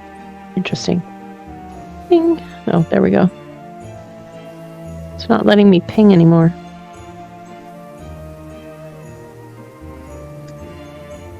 Are you there? Yeah. Mm-hmm. Okay, weird. All right, what if I can't ping on the map anymore all of a sudden, but what if we... You need to select on the left-hand toolbar, you need to select the arrow. Yeah, hold the button down. Is it not pinging? Oh, there we go. Okay. Wasn't holding it long enough. What if we set this one on fire? Okay. Yeah. What do you think, Merrick? If we set that one on fire, and then the rest of us sneak in this, around. Yeah, go this way. Mm-hmm. If it pulls their attention, if it doesn't, then we've got to do something else. But if it pulls their attention, then maybe we can get in through the door. If it's unlocked, yeah. Oh yeah, well, there's that. We need a thief. I know, right? Where's Brad? Which one of us is fast? Whoever's got the best dexterity, I think that's actually the best dexterous person is. Mine's only 12. It might actually be Merrick. He's a big chunky guy, but he can move when he puts it. Dexterity is 15. Damaris is 14. Yeah. So Merrick is probably the most fleet of foot. Mm-hmm. More than our elf? Oh, yeah, Yeah. you said his stuff was sort of average level? Okay. Yeah, he's pretty average. Yeah. For an elf. Yeah. For an elf, yeah, right, exactly. Well, what do you think? Yep. So, All right, so who's have you got gonna any oil? So Damaris has That's that As- Key and Peele sketch. Damaris, and Cyrus. she has a flask of oil. She has a flask of oil that you can Okay. use. Yeah. Yeah. So you And want I to have send a it? tinder You want to? box if you need it. I have a tinder box as well. Okay. Yeah. Okay. So. And then you're going to come around and join us, right? Like you're going to come back through the woods and come into the front? Yeah, I'd have to try and let me just try and see here if I could like get through. I don't know. Can you see this? I can't see what you're drawing. Yeah, I can see you drawing it. Yeah. So these guys are. That's me. That's me. Mine's orange. Okay. So these Do you guys want to are. draw? It's that little draw paintbrush thing. Right. So if I was able to like come out this way and light that tree on fire, Yeah. and then come back the same way. Come back. Yeah, come back and then come around and join us in the house if you can. Exactly. Yeah. Okay. All right. But you gotta Okay, be so fast. it's nighttime and these are fairly dense woods, so you should be quite easily, and because of the wind and all that, they're not really going to notice. So Merrick should be able to quite easily make his way over to. I'll just drag you over to here. Thank you. In order to light the fire, and the other three, Florence, where do you want these guys to go? I guess. Well, number one, I think we should douse the lantern. Yep, I'll do that now for you.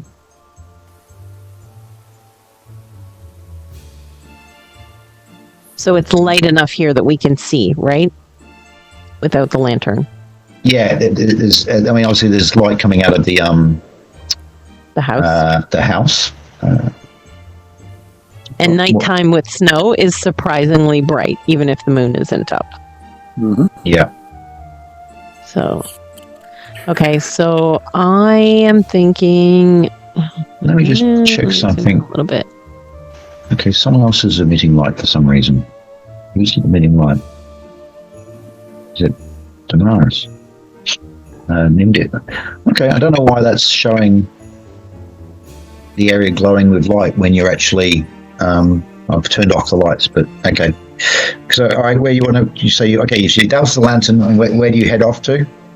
Right around here, so that we're like getting closer, but still trying to mostly stay out of eye shot. Okay. Yep. All right. So I'll move these guys over with you. Behind me. So you go. So basically, the best thing to do would actually be to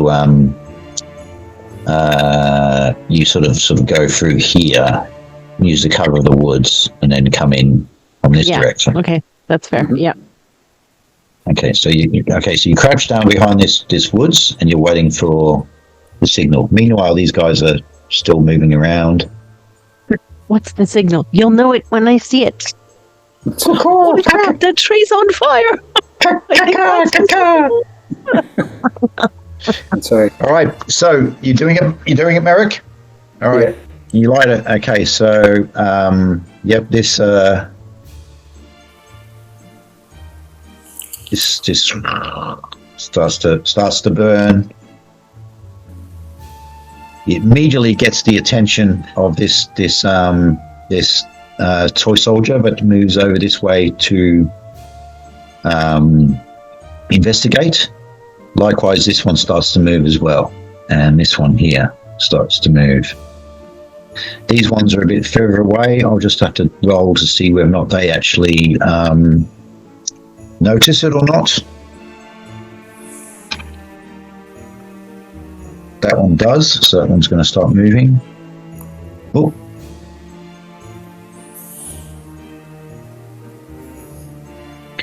This one here.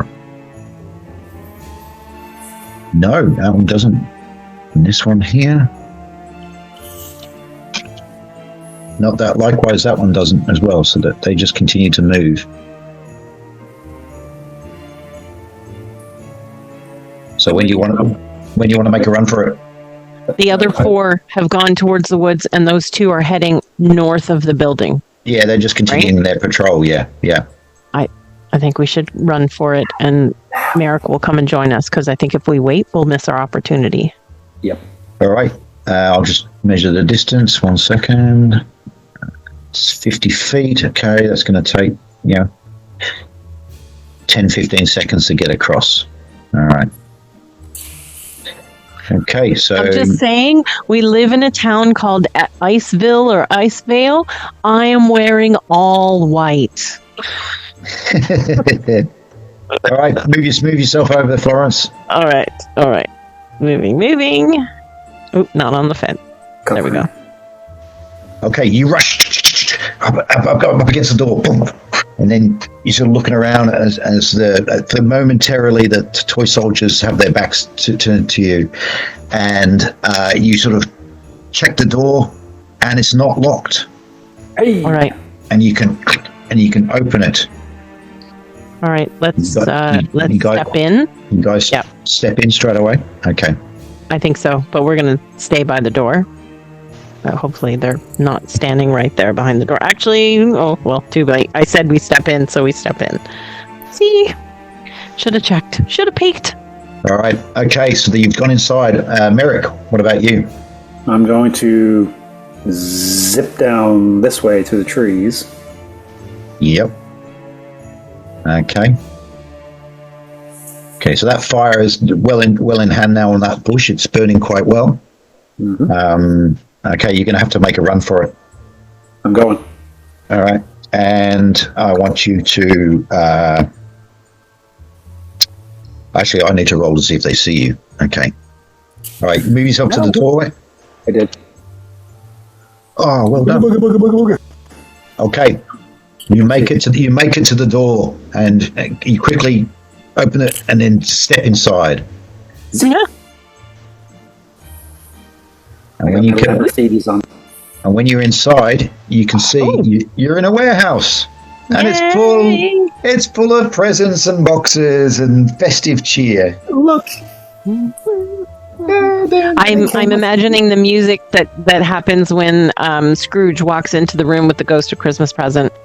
Yep. Yeah. It's like Christmas. It came without ribbons. It came without tags. It came without wrapping and boxing and bags.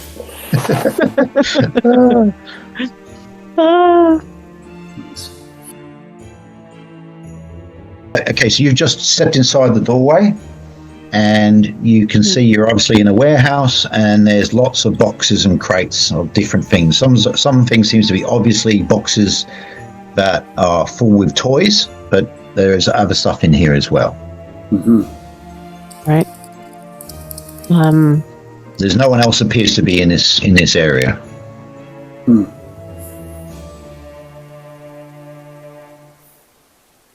Right. Is any of our group sneaky? Gotta be the elf. Maybe the elf, because the elves have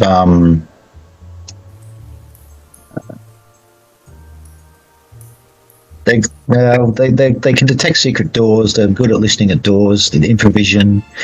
No one's particularly. I mean, dexterity.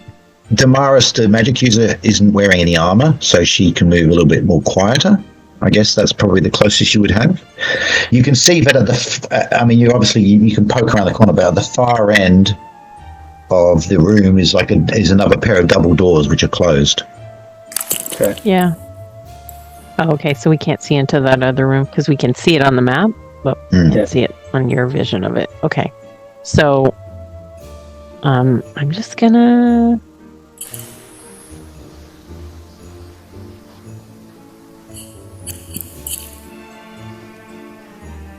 So So we can't. I can't hear anything in this room moving. Correct? No, the room seems pretty quiet. You can hear some muffled noises, but maybe coming through from the room next door. But this room, like I said, it's a warehouse, storage area. Christmas presents and other things are stored in here. Oh. What does the door handle look like? Can we lock it from the inside? Yes. You can basically just put a latch on it. Okay, I think we should do that because if we get into some kind of trouble, we don't want those 6 toy soldiers coming in. No. Good call. Agreed? Mm-hmm. Yeah? Okay, so we'll lock it from the inside. Okay, cool.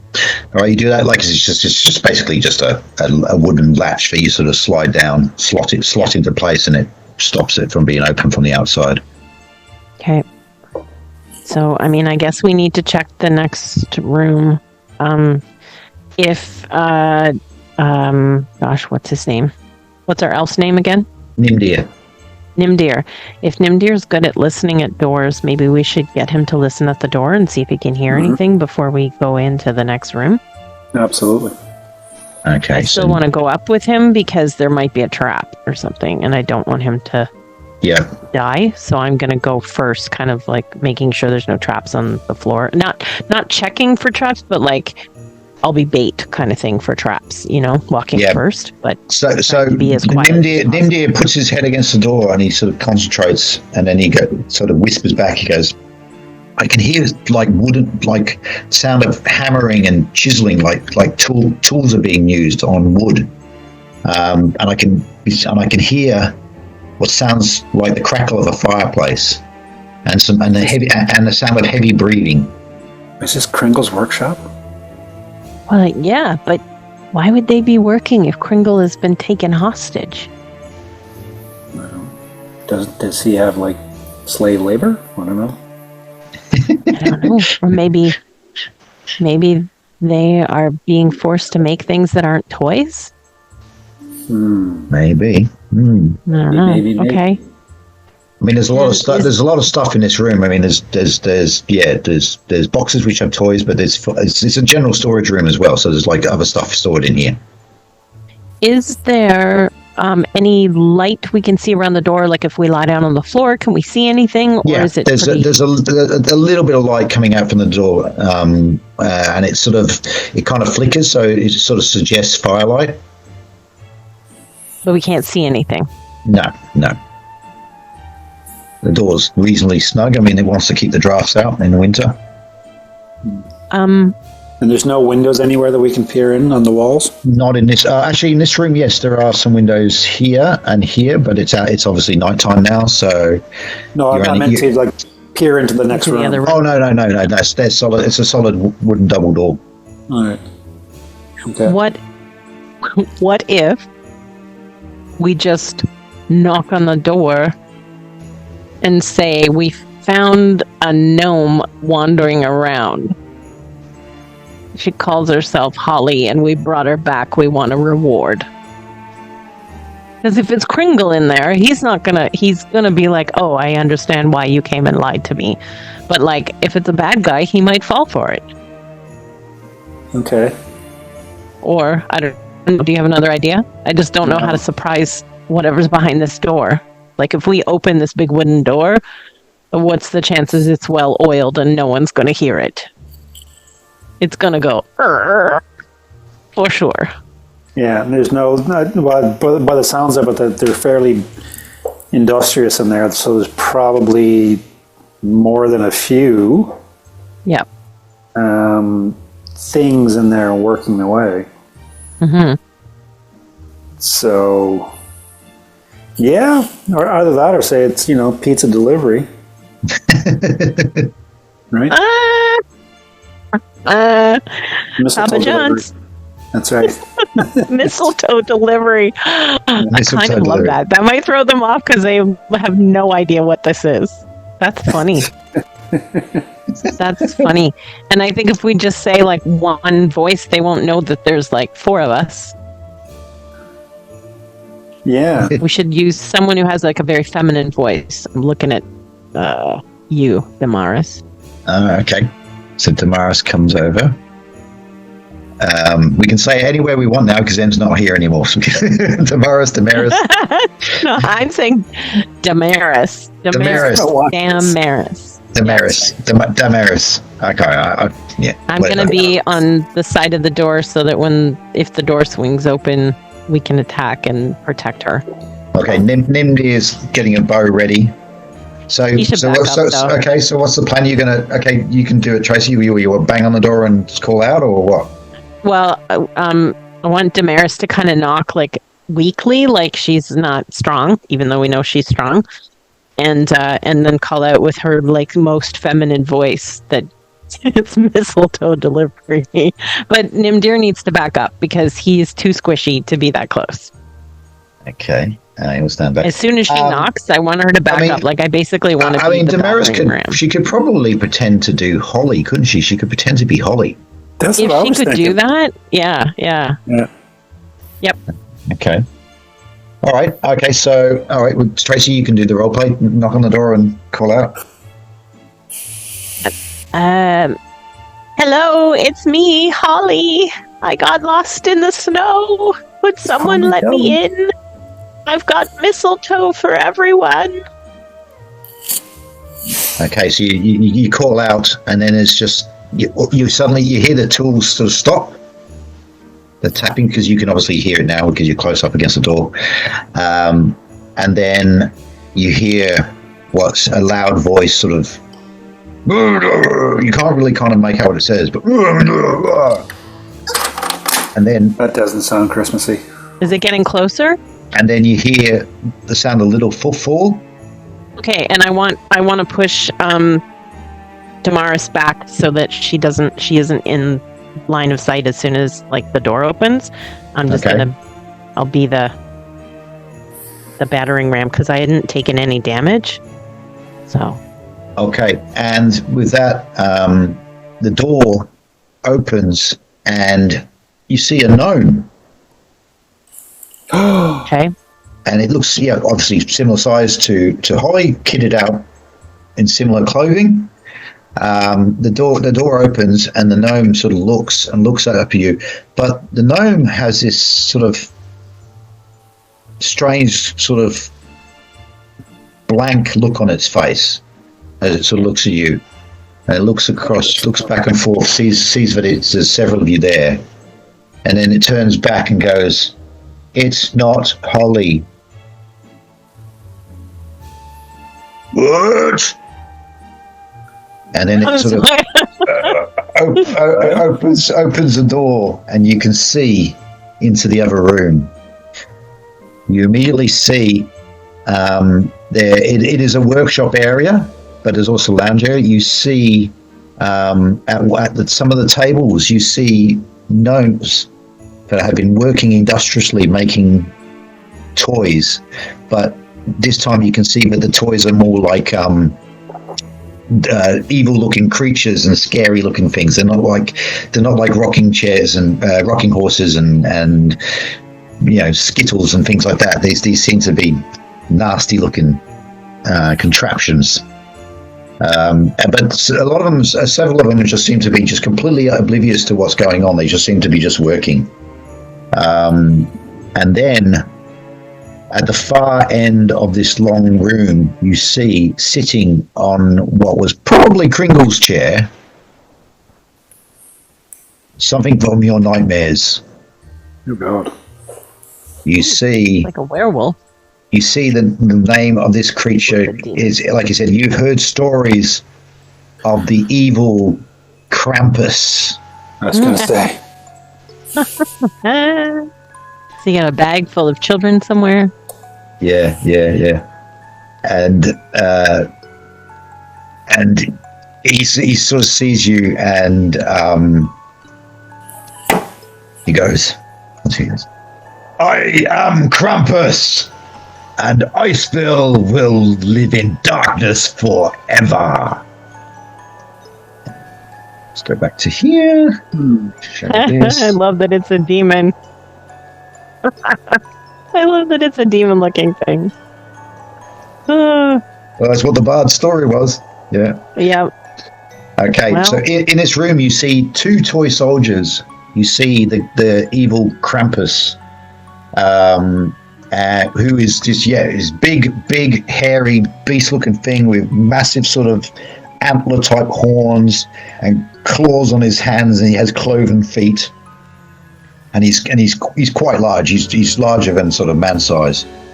And then in the room beside him there are also a couple of toy soldiers who sort of turn and with their sort of spears that they have, and they sort of chunk towards you.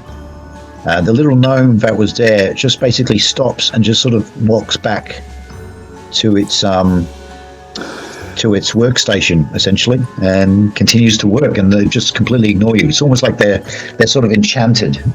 They're charmed, yeah.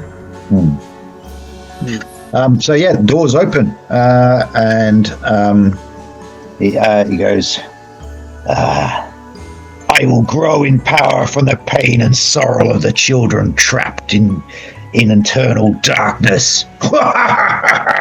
Being real Hollywood villain style. All right. I'm just gonna take my mace and hit my hand and be like, we think so. All right. I think it's time to roll for initiative. It's smashing time. It's All right, smashing Murphy, time. go. All right. Roll away. I'm rolling a D6. Yep. Come on, big bucks, no whammies. Oh dear, oh dear. Why is Come it? on. This is don't not know. right. You've had the worst luck. Oh my gosh. Okay. All right, this initiative. Okay, so you haven't really come in the room yet, really. You're kind of just standing in the doorway, aren't you? So Can I just suggest that we close the door and go back to the bar? yeah. No, we have to save Christmas. He's now got slave labor who's making horrible toys, and he just threatened the children of Icevale. Please, have you ever worn anything by Nike? Come on.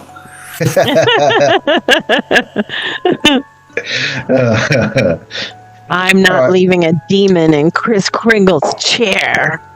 Yes. All right, Krampus, here we come. Just double check something.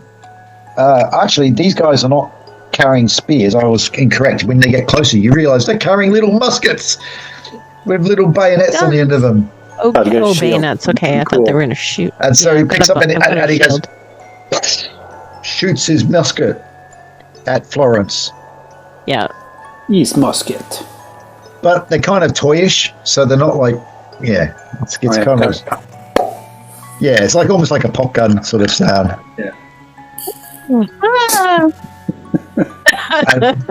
But it misses Florence, but it still takes a chunk out of the wood on the door frame, just above your head, Florence. All right. And then the second one fires off its musket.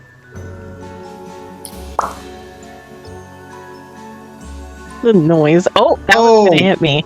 And That one's going to hit me. It hits you, doing a D4 damage. Give me a 1. One. Okay. 3. Hang on. Write this down. Okay. All right, your initiative. Krampus is basically still standing there or sitting on his chair. He hasn't moved. He's fairly arrogant. I have been planning my return for centuries. What is a few more moments to destroy all of you? Oh, yeah. Planning your return for centuries sounds kind of undeady. Yeah, kind of. Oh, he's like the ghost of he's kind of like the anti Kringlefest guy. But does that make him undead? No, he doesn't. Yeah, you're not getting an undead vibe out of him. Son of a bitch. All right. I am just going to. Which is the one that hit me with his gun? The further one or the closer one? Yeah, no, the further one. The further one. This Okay. one over here. I just don't want to get too far. Okay, I'm gonna charge this one. And smashy. Okay, roll away. D20. Oh damn it! 9. No, that's not going to be enough. Yeah. I'm charging. Dude. Same one. Yep. Okie dokie. You're ganging up. Roll again. Roll a d20. Oh, for the love of God. Oh my god! Oh, no. Oh. All right. Okay. Damaris comes in, and she Don't come too close. isn't wasting any time. She immediately just goes magic missile straight at Krampus. Right at Krampus. Nice. Bang! Hits Krampus straight away, doing one. And he, what is this? Magic! And he does magic missile. I think does 1d6 plus 1 damage. I think from memory. Let's double check. Yeah, magic missile. Magic missile 191. 91. Magic missile does 1d6 plus 1 damage. Okay.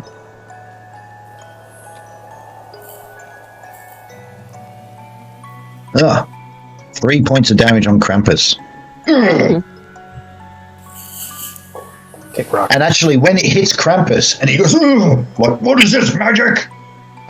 You suddenly see the gnomes' faces, sort of like color comes back to their faces, and it's like almost like it broke the enchantment on these gnomes. Nice. And the gnomes are like, what's going on? And then they see Krampus, and they're like, oh, sort of frightened, obviously, by what's happening in front of them.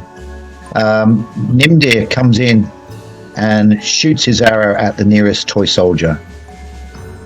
Krampus. Shoot Krampus. Oh my gosh. And he misses. Bad rolls. For people who are trying to save Christmas, they need to roll better.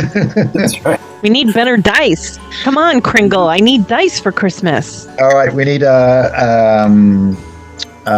Initiative roll? initiative again. Yes. Yeah, Okay, Tracy, my go turn ahead. this time, right? Come on. Come on. Oh my god. Oh Are my you kidding God. me? Are you kidding me? What the heck? Oh, Oh my god. All right. Have you Okay. rigged this here, Neil? Come on. is this? Did you put an algorithm in there? Yes, this is the ghost of Christmas yet to Like, come.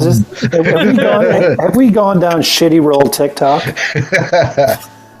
All right, the first toy soldier is going to slash at Merrick.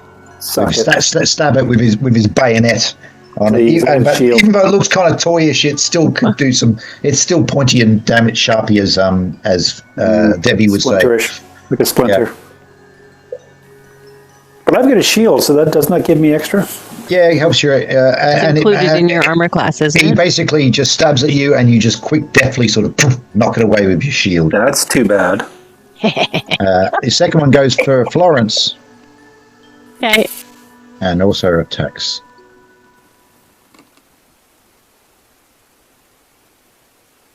I'm Okay. sorry. What's That's your not going to be good enough. 15. Yeah, okay, same deal. You've got your shield, poof, blocks it. I'm going to laugh at it. Like Yeah. right in its little wooden face.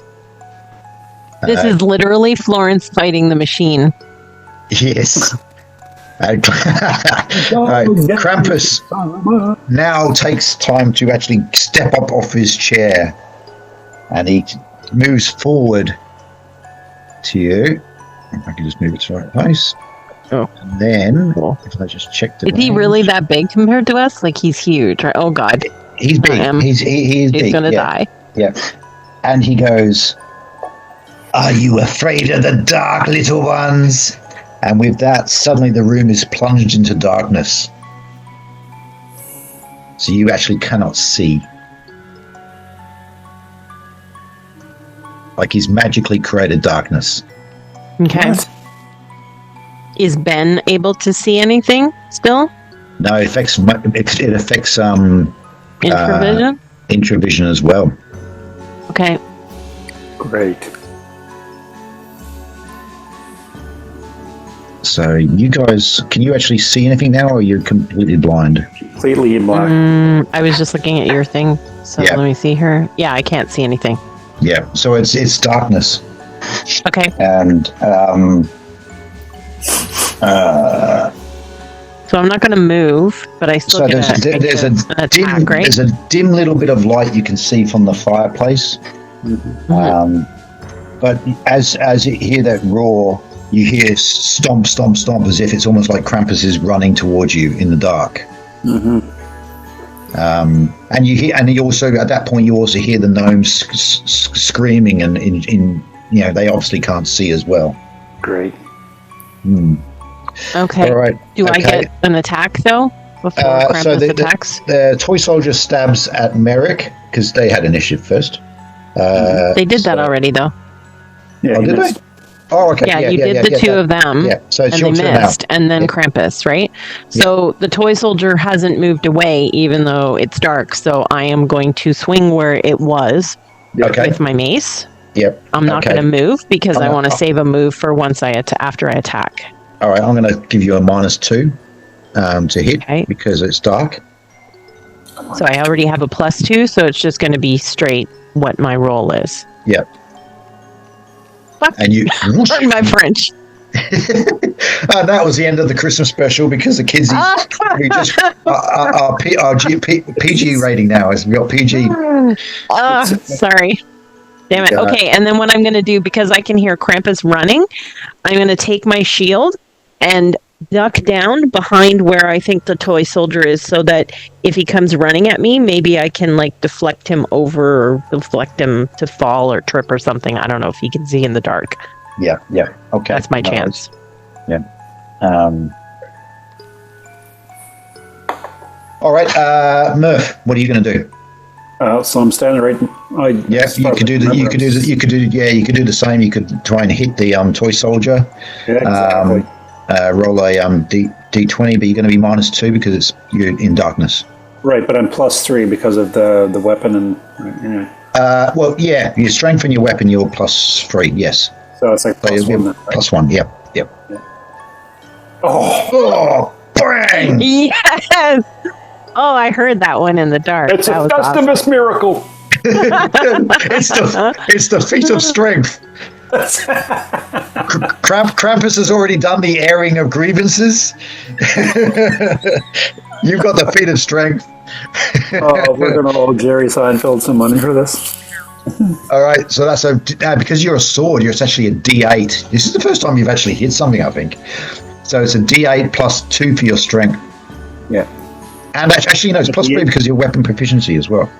So it's a D8 plus. Okay. Yeah. Ready? Yeah. So that's going to be what's that? Actually, about 5 points of damage. That's 5. Yeah. You basically some wood crash. You hear wood sort of. I mean, the thing doesn't call out in pain because it's kind of like a magically animated toy soldier. But yeah, you basically chunks of wood goes crashing to the floor.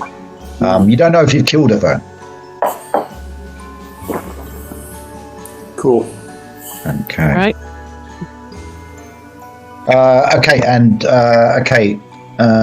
Nimdir is doesn't really want to shoot an arrow when he can't risk hitting anyone else, so he's just going to try and move, and he sort of moves to the left.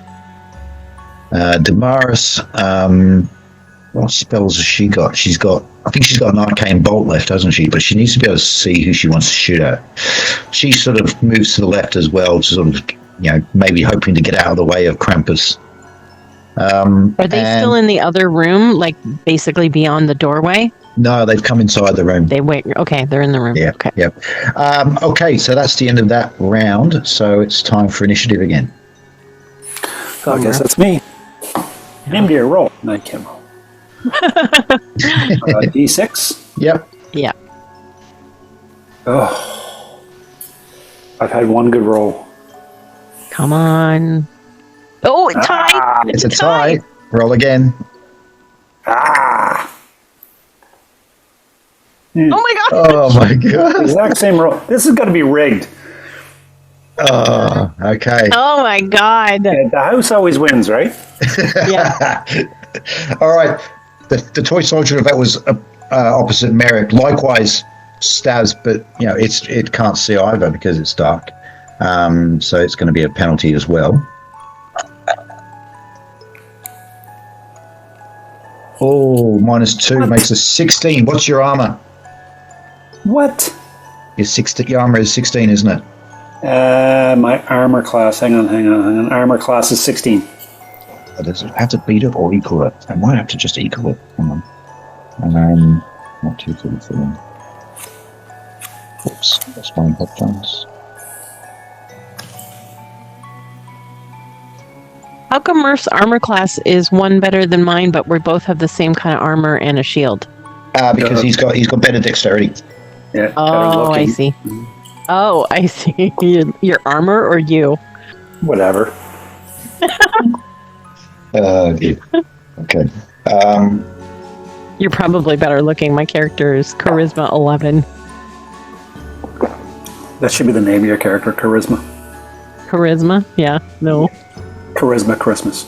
It hit. Okay, so it hits. If the hit is equal, if the hit. Okay. I seriously think this dice game is fixed. Yeah, I think it hits. Okay, so that's a D4 damage. D4. Come on, 1. 1. Yay!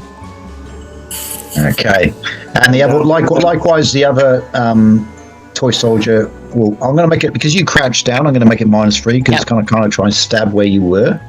No, Yep. 6 points. No way. No way. It's No, not going to hit me. It It missed. wouldn't even hit me without the -3. I Yeah, won't laugh yeah. at it this time, though, because I don't want it to know where I am. All right, but as soon as you hear the sort of you sense the bayonet stabbing above you, but then the footfall of Krampus, boom, boom, boom, boom, as he come basically charging down into you. Is he going to knock over the toy soldier? Yeah, he's barreling Which down, is literally okay. and he's like lowering down his hood. Well, you can't see, but you basically he's comes crashing towards dear. you. And Oh, dear. roll. You're going to miss me. Is that a 10? It's a 10. And what's your armor class? 15? Okay, even with his bonus, basically you hear like wood smashing to the ground as the toy soldier is obviously bashed out of the way. Mm-hmm. But it basically just misses you, and you hear like he's literally right near you. Is his hot breath and his sort of sound, and you even in the dark you can sense the warmth of his body. So like that's how close he is to you. Okay. All right, now it's your initiative. What are you going to do? Okay. Okay. I'm going to. Can I go first? Or Yeah. Go for it. so I'm pretty sure that the soldier in front of me hasn't moved. So I'm going to take another swing in the dark and try and just finish this cat off. Okay, So wing, roll away. bada, so wing. Swing, bada, swing. Oh my God, Murph! Normal programming has resumed. You cannot win for losing. That's crap. All right, Those are 20s. You're rolling a D20. That's not fair. Okay. all right, Tracy. All right. Tracy, roll. So, wait. I haven't told you what I want to do yet. Okay. So, can I tell from like feeling his hot breath on me where his face is? No, but you can tell generally either if he's to the left of you or to the right of you. So you can kind of like you hear the breath to your left, so you can sort of like swing out with your mace to the left and try and hit if you want, or you can move, or Yeah, I'm just trying to think. shove it with your shield, or no, do a shield brace on him or something. I was thinking of trying to climb on him and get at him from behind. Climb on him. But yeah, and get at him from behind because he can't attack me if I'm like on him physically. He's got obviously can big do magic, but he's got big claws. He can kind of rake at you and grab at me. Oh, he's got claws, right? Okay. Yeah. Then I'm just going to try to mace at sort of.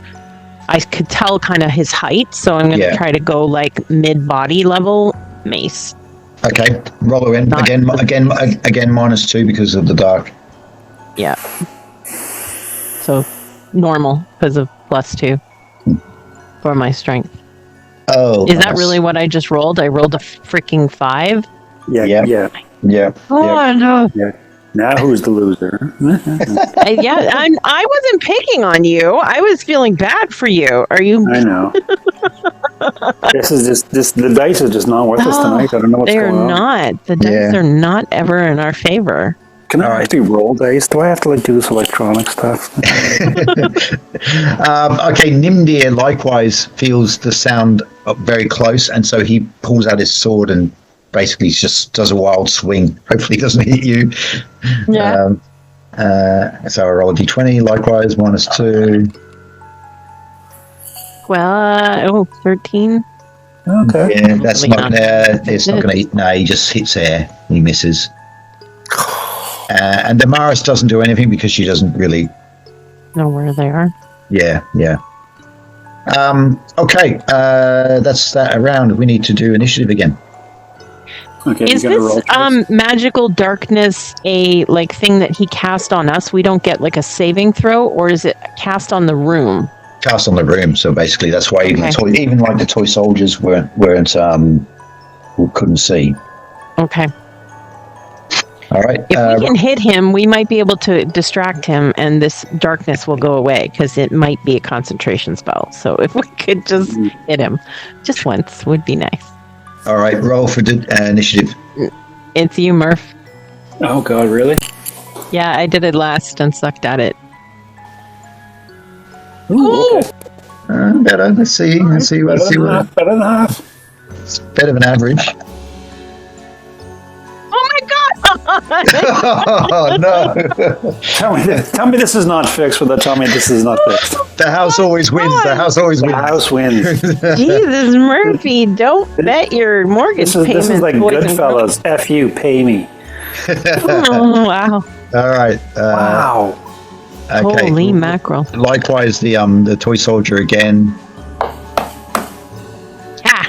misses. The other toy Mrs. soldier stabs has been. himself in his own leg. This is literally like that Wham song. Last Christmas when you all died to Krampus. The other toy soldier has been knocked over, so he's sort of just getting back up. Krampus. Wait. Did Krampus not do damage to his own toy soldier? Wouldn't Did he we have done roll for that? damage to his toy soldier? Yeah, he did So damage. he's still not dead, though? Okay. No. All right. That's good to know. Krampus basically just swoops with his claws towards Florence. Can he see? Yeah. Oh, that sucks. Oh. But you just feel a bash. Your shield sort of takes the brunt of the blow, and you sort of you stagger back a bit. But and you Krampus in frustration goes, "Still, stay still, little one." All right, your turn. All right, Murph, you go. Okay. I don't know how close I am to Krampus. I don't think I'm very close, am I? No, but you also still have a soldier in front of you. Yeah. Yeah. I got to take the soldier out. I just got to roll a d20 Do and it. just hope. Do it. I got to do it. I really got to swing for the fences here. Okay? Do it. Yeah. Do it. Do it. Oh. Okay, hang on. No, you got 2 for your strength, makes 11, and then your weapon proficiency makes 12. Yep. But it's -2 because it's dark. Yeah, you're gonna miss it. You're gonna miss again, unfortunately. Of course. Yeah. It's better roll than what you've done in the past, but yeah. Literally the whole game, except for one roll. Yeah. All right, Florence, you're up. All right. I can tell where he's standing.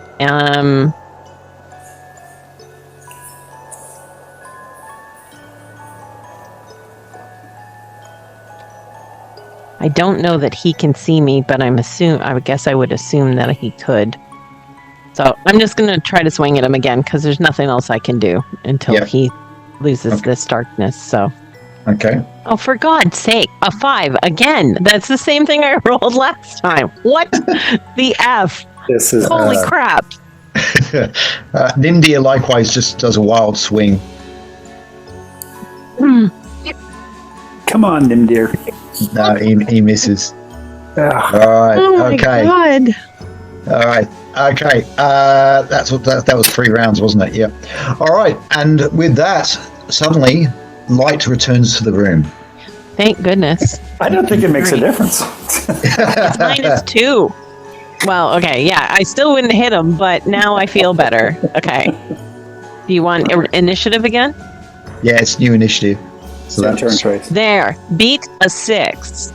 Beat that. That's You it. get a It's- 6, and we have to roll again. No, it's I'm not gonna be happening. It's not super happening. mad. If you get a 6, then this is seriously compromised dice, I think. Come on. Roll it. Ah, there we go. There we go. look at Tides that. have turned. Tides have turned. Sympathy dice. Tides have turned. All right. Okay. You have initiative. Maybe the tide will turn now. Yeah, no, Okay. I'm swinging for this soldier, this toy soldier. All right. Roll away. Got Roll it. away. Dude, 13. There you go. That's enough. Three. Hey. Bang. Yeah. 16. Okay. Roll a d8 plus 3. Oh, sorry, plus 2. Kick rocks, nerd. 5. That's enough. It just smashes it. Yeah. Kisses my sword. Yeah. Okay. And are you staying there or are you going to move? I gotta move Yep. Where are you going to move? right next to Tracy. Is that you there in the orange, Tracy? That's orange is Yeah. Tracy. Yep. Yep. Yeah, I'm Yeah, next to- if you hold down the Alt key as you're moving, you can move it exactly where you wanted to put it. Okay. I don't really know. Okay. Well, I mean, close enough, right? I can just be Yeah, like, that's close enough. Yep. All right, Yeah. Florence. But Florence. if you don't move, you can do your charge your next turn to attack. as you need opposed to, you, to- you need to move at least like 20 feet to charge. Oh, I see. you need You to could build back up and then charge. Just saying. It's like Anyway. he's like backpedaling, going, okay. It's like, okay, I'm coming. why do you say this now, like after I've moved? Right? You know, what you could have done is. Yeah, well, sorry, I didn't think of it. Okay, am I behind him, or am I in front of Krampus? You're in front of him. Quick break. I just have to go to the washroom quickly. Break back. Yeah, yep, Norris. We'll pause. Cheers. Oh, Tracy, you want to do your roll now, or you Yeah, want I to can do my thing. Well, no, I can do my thing while Okay. Marv is gone. So, am I in front of Krampus or am I behind him? I guess I would still be in front of him, You're right? You're in front of him. Yep. And that toy soldier is coming back. That's the one that he smashed out of the way. Yeah. It's one you that's can still see. standing? Yeah, that one there. Yeah, you can still see it. Yep. How much space is there underneath Krampus's legs? If you crouch down, you could try and go under his legs, but he's going to probably have a good chance to sort of slash at you as you Swat do at it. me as I go. Okay, never mind. I'll just attack him All right, from where I am. roll a d20. No more negatives yet. Oh, I should have waited so Murph could have seen it. But oh my god, 19 plus 2, 21. All right, so that means you're going to be rolling a d6 and adding your strength, which I think is you got Plus 2. Oh god, I only got 3. I got a 1 plus 2 is 3. Jesus, Murphy. That's not good. No. Yeah, it's like you have like one suddenly brilliant roll, and then just the rest is just really ordinary. Yeah, crap. Okay. Okay. But at least now, you missed it, Murph. I rolled a 19. And then I rolled a 1. So my damage on my roll of 21 to attack was 3. I think, are you on mute, Murph, or not? He is. But he's just. Okay, yeah. But he's All also reacting silently. Okay, but in that moment, so Krampus gives out a groan, but then Nimdir magically appears a missile, an arrow, and shoots it straight at Krampus, which hits him immediately, doing 1d6. Yeah. Doing immediately 4 points of damage to Krampus. Okay, and then likewise, Damaris does her arcane bolt, her last arcane bolt, and shoots it, doing a d4 damage.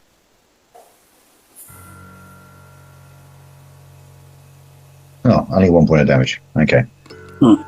Yes. But he's What just is got. with the one? There's so many ones. If we go back through the list of rolls, there's just so many ones. It wouldn't even add up to like a D20. Yeah. You're right. Okay. All right. So Krampus, he can 1, 2, 3. He's going to go for Florence. 4, 5, 6. He's going to go for Merrick. So he lashes out at Merrick. Bring it. Come on. 10. That's not going to be enough to get past your armor. So you block it with your shield. And the toy soldier sort of gets up and then moves over to try and stab at Florence with his bayonet. What was that? 15? 16. Oh, damn And it's it. not. he And hits it's me. not. He hits you doing a D4. Come on, 1. Oh, no. Ooh. Oh, What's that's that? a lot. What's that take you down to? 3. Oh, jeez. Okay. Yep. Okay. All right. That's that round. It's time for initiative again. Yeah. Is it your roll choice? I don't know, but I'll go. Yeah. There. Oh, no, it wasn't, because I rolled 6 last time, but I'm not taking it back. No, not taking it back. Not taking it back. No Oh, backsies. there we go. No backsies. Nope. Suck it, No Tommy. takesy backsies. All right. You've got initiative. What are you guys doing? Yeah, I'm attacking. It's a critical time now. It is. I'm going up to Krampus. I'm rolling a D20. All right. I'm just, This is when you need the big roll. Come on. yeah. Oh my! Hey, come on. This is not right. This is fixed. Man, oh man. Okay, I am going to back out, Mhm. and I'm going to cast my, what the heck is it called? Meal blessing. Okay. Yeah. Bless us, Interesting. goddess. Bless this meal. Give us strength that I can heal.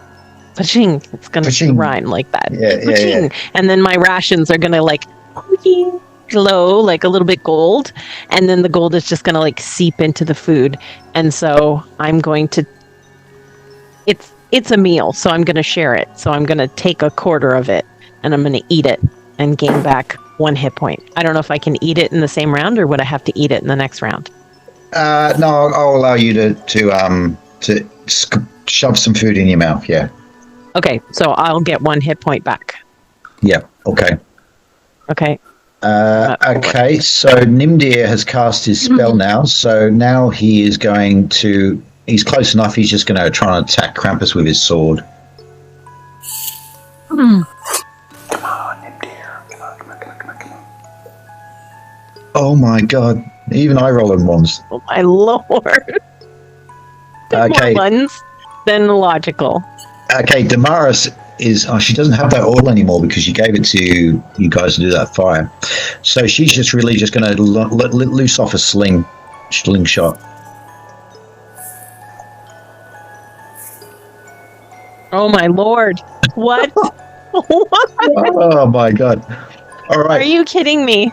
but at that moment, 2 of the little gnomes pick up their chisels and hammers and charge at the Krampus. Unite! Gnomes, unite! They're little. They're just basically, they're almost like little pinpricks on Krampus, but they want to try anyway. So the first one goes. Gonna be a 20. Gonna be a 20. Gonna be a 20. That does double damage. It's like he's like found its femoral artery and just like stabs it. Like. Oh, that's awesome. Okay, you're gonna do double damage. If this tiny little gnome does more damage than all of us combined on, oh my god, none of us have done that much damage on Krampus yet. No one has done 6 points of damage. 6 points of damage, and Krampus is like, "Argh, what is this?" and the other gnome also stabs it. It tries to hit Feeling with his hammer. empowered. Come on, gnome, come on. Oh, But that one misses. Yeah, but the other little gnome is just like, Kringle. Krampus blood going everywhere. for you. stealing my cookies. Is that's the no Christmas pudding. All right. I think we're back up to initiative again. Yeah. Go, Murph. Go. All right, my turn. Come on. Yep. Okay. All right. Okay. Low Okay. one. Low. Oh, we're tied. Roll again. Hi. Roll again. Oh. Oh, come on. Get a Come one. on. Get a one. Come Get a on. one. Oh, no. Oh, okay. All right. Ugh. Krampus now has got plentiful. He's got a target-rich environment, as they say. Okay, he's got Merrick, Nindir, all two of the gnomes he can lash out. So I'm going to just roll a d20, and it's going to be like 1 to 5. It's Merrick, and then going around. So. Oh, he actually lashes out at the gnome that did the most damage to it. It just like it just says, "Oh, this one." Uh-oh.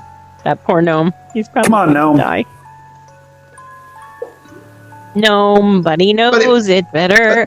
But the gnome's so small, he missed it because the gnomes get a bonus anyway from being small against larger large than man creatures, size. yeah. So misses. The toy soldier sort of keeps moving towards Florence and goes to stab at Florence with its bayonet.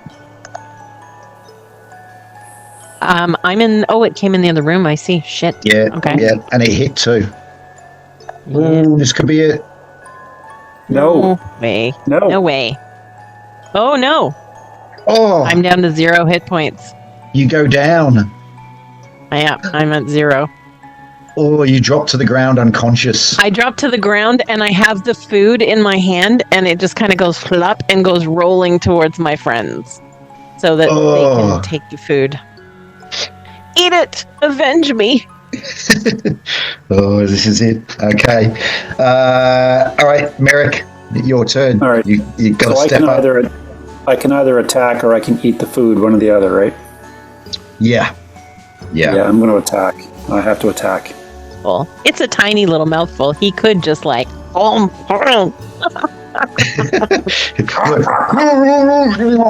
It's like, hang on, 1 second. All right, come on, let's do it, Merrick. Can't fight eating. Come on. 13, that's enough. That's With 16. 16 with your bonuses, that's enough to hit him. Yep. All right, you're going to roll a d8 and you're going to add 3. Come on, big roll. 6. What did you do? Oh, you rolled a 3. hey, you made as much damage as the gnome. Amazing. You've done more damage than the rest of us combined. I do what I can. Yeah, I'm impressed. All right, Nimdir likewise strikes with his sword. Can he do something now? Come on, how many hit points does this guy have? Oh my gosh. He's missed. Damaris does her slingshot. Come on. Nope. No, we're missing again. Oh my God. Little gnomes, come on, gnomes. Come on, gnomes. Do your 27. business, gnomes.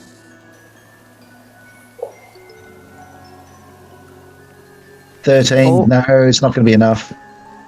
Okay. What about this little plucky one that did the damage last time? Come on. You can do it. Yeah. Yes. It's like like Merry out of the Lord of the Rings, like stabbing the ring wraith, taking away from Eowyn. Oh my god! But not double damage though. He didn't roll a 20, so it's only a D4. Yes. Oh, that's good though. Oh, 3. Krampus staggers like he's down. He's hurt. He's bleeding. He's crying out. Ugh. All right, it's time for initiative. This will be it, I think. You got Florence's down. Down. I can't do it. Go on, Murph. Oh, Oh my god. the ones. And a 6. I rolled a You've 6. had way more 6s, and we've had all the ones. I mean, come on, let's just get a little suspicious. All right, let's see which one he goes for. Let's see what he goes for. He goes for But he's not that strong though, so. He went for the little gnome again. You went for the little gnome again. Oh my god! Let's see if he goes. It's doing like. It's his biggest threat. And again, he misses. He missed again. He's like, "Damn you, little one!" Yeah, but there's that soldier right next to. All right, that soldier has knocked off Florence, so now it's going to start going towards Damaris.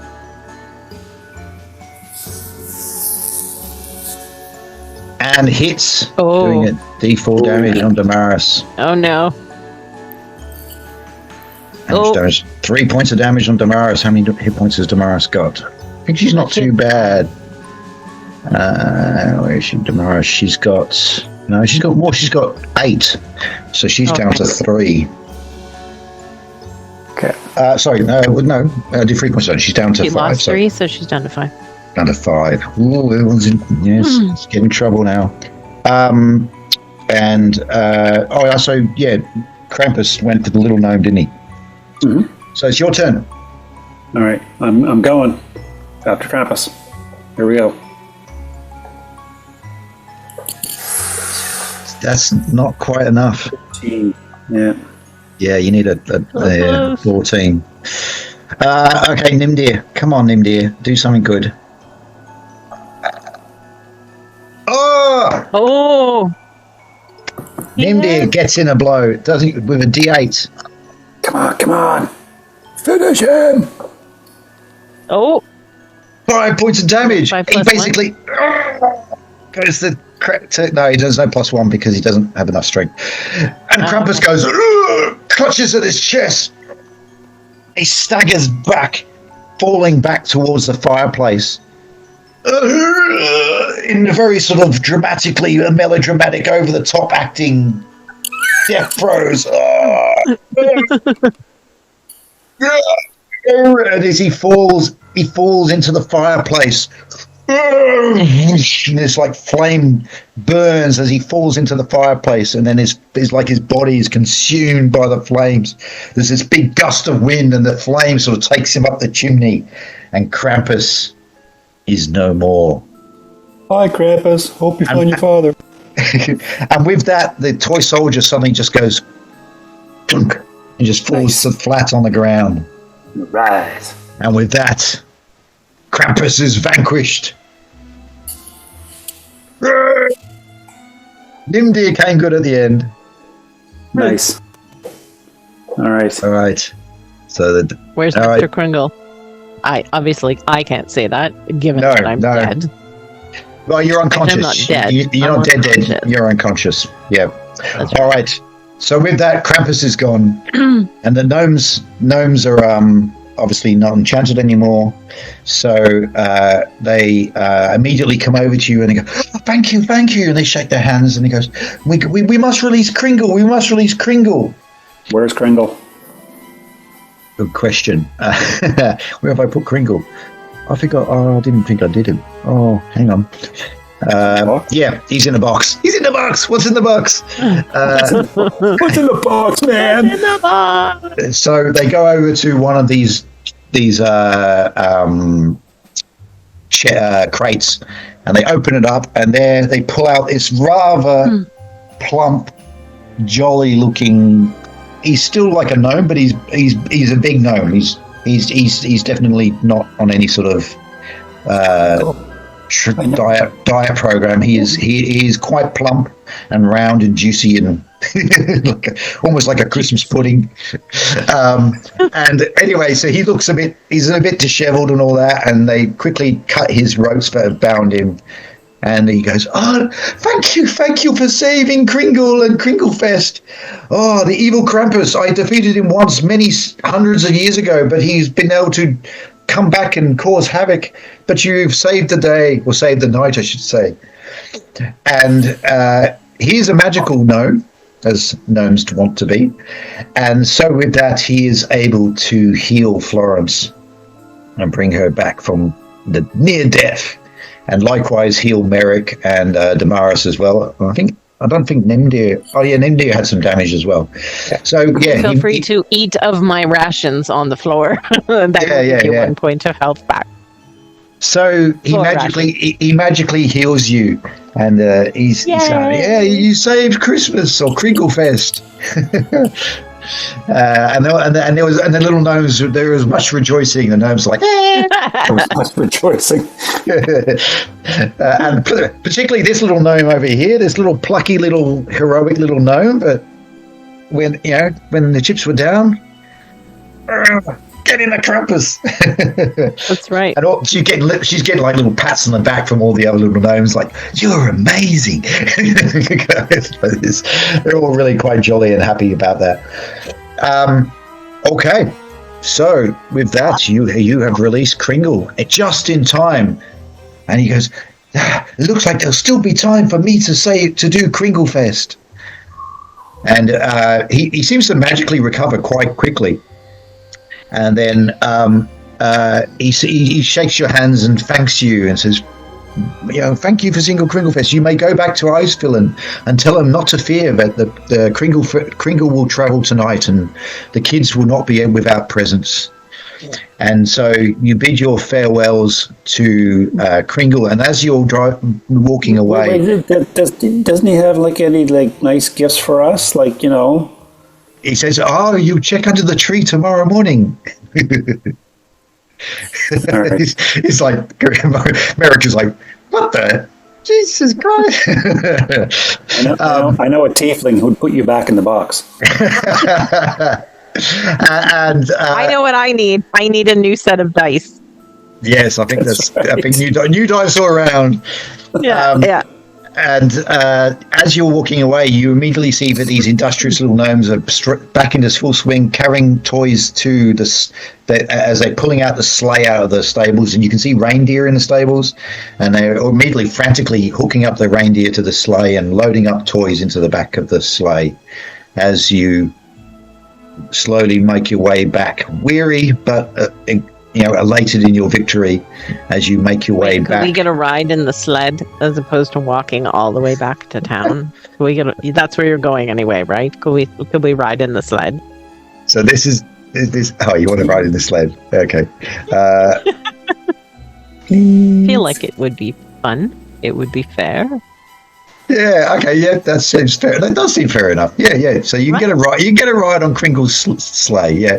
So you can see the sleigh there with the reindeer as he links up, and then with that you launch yourselves into the night. Did I mention it was a magical sleigh? Yes, it is. Yes, it is. I figured. And yes, it launches into the air, and in the blink of an eye, you are back in Iceville. And the kids are in bed, but you rightly deserve a nice beverage to refresh yourselves. So you return back to the tavern and the tavern full of children. Alcoholism is a bit of an issue in this medieval times, but yeah. And then the next morning. It is Kringlefest. Yeah. The next morning, the presents are open. The children are happy, and everything is saved. The end. And what did we get under the tree? Oh, what did you get under the tree? Okay, I can tell you. Okay. Because we know where he lives now, so Okay. Okay, Florence, you get a box with a lid that, when opened, will fill with your favorite food once per day. Can it be different food all the time? Yeah, whatever your favorite food is. Yeah, once a day. At the time. Oh my God. Yeah. And Nimdir, being an elf, receives a magical musical instrument that can play on its own. Okay. And Merrick the warrior receives a robotic companion, like a large owl that he could use as a flying mount. Like you could literally jump onto this robotic clockwork owl that's magically, and you can fly with it. Oh my God! I get a box of Doritos and he gets a flying mount. What the heck? Oh well, yeah. You just got to say your food is. I like to eat gold or something like that. And Damaris gets a clockwork of her favorite animal. So she likes a cat, so she'll get like a clockwork cat as like a magical familiar for her. A magical Wow. familiar. That's cool. So I think Merrick did actually luck out on the magical items. Yeah. He's like, I think let's go for a ride in my owl.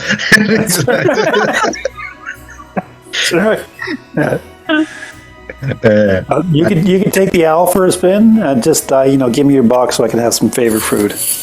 Oh, okay. Yeah, and that is the end of the Darkest Night. Well done. Well done. Loved it. That was fun. That was great. Another one that was a little too close to call. Yeah. It was looking a bit scary there for a moment. It's good job you were able to avoid those toy soldiers, because if you'd had to fight them as well, I think you would have been in a spot of bother. Yeah, I think so. Yeah, no way. Good job. Yeah, That light the tree. All right, so thanks very much for that. I guess I guess it's time to wrap up. And any major plans for Christmas besides the usual family feasting and fun and laughter? Not for me, no. It's like saying we're going away, and it's going to be like I don't even know if we're going to have internet. To tell you the honest truth. All right, you're going somewhere remote where you're likely to get snowed in or something. There's a ski hill not too far away. Okay. And are you going to have a white Christmas, you two? Is it a white Christmas this year in Canada? Not so far, no. Not for me. We're getting snow right now. I think, Tracy, you guys had some snow today? Yeah, we got a little bit today, but I don't know what the weather's going to do. It keeps kind of going above freezing and below. Yeah, I think we're getting a good dump of snow today and tomorrow. Yeah, well, I think Melbourne's looking like 38 degrees or something for Christmas Day or something ridiculous. Wow. Yeah, it's going to be a hot one. Wow. So yeah, but I'll still be cooking the roast turkey, and although I cooked the ham on the outside barbecue. Right. So the turkey this year is a smaller one, so it shouldn't take too long to cook. So hopefully I can get most of the cooking out of the way before it gets too hot in the day. Yeah. According to the Weather Network right now, it should be a white Christmas here. It's supposed to be cold, and it's supposed to stay cold from now until Christmas, and then go above freezing after Christmas. So okay, so you just need a bit of snow to fall, and it will stay on the ground. And yeah, we got a little today, so we need more. Okay, that's good. Well, I guess all that's left to say is Merry Christmas to you guys. Thanks for joining this little last minute one shot, and thanks Happy obviously Hanukkah. thanks Happy holidays, to Merry Christmas. Happy Festivus. Happy Festivus, yes. The rest of us. Yeah, Kwanzaa. happy Merry Christmas to obviously Em and Ben who joined us today, and Brad and Debbie Brad is unwell and Debbie is in another part of the world. So Merry Christmas to them as well, and Merry Christmas to all our subscribers. Please, if you do watch this and you want to just link and subscribe, there's more exciting stuff happening next year. But yeah, I guess that's it. We can wrap it up and say Merry Christmas and Merry Christmas. Thanks for the adventure this year. Have a great holiday, and I'll see you soon. All right, thanks a lot, guys. Bye. Bye. From what I can tell, I've done more good deeds than I've told lies. I can only hope that Santa Claus and my records agree.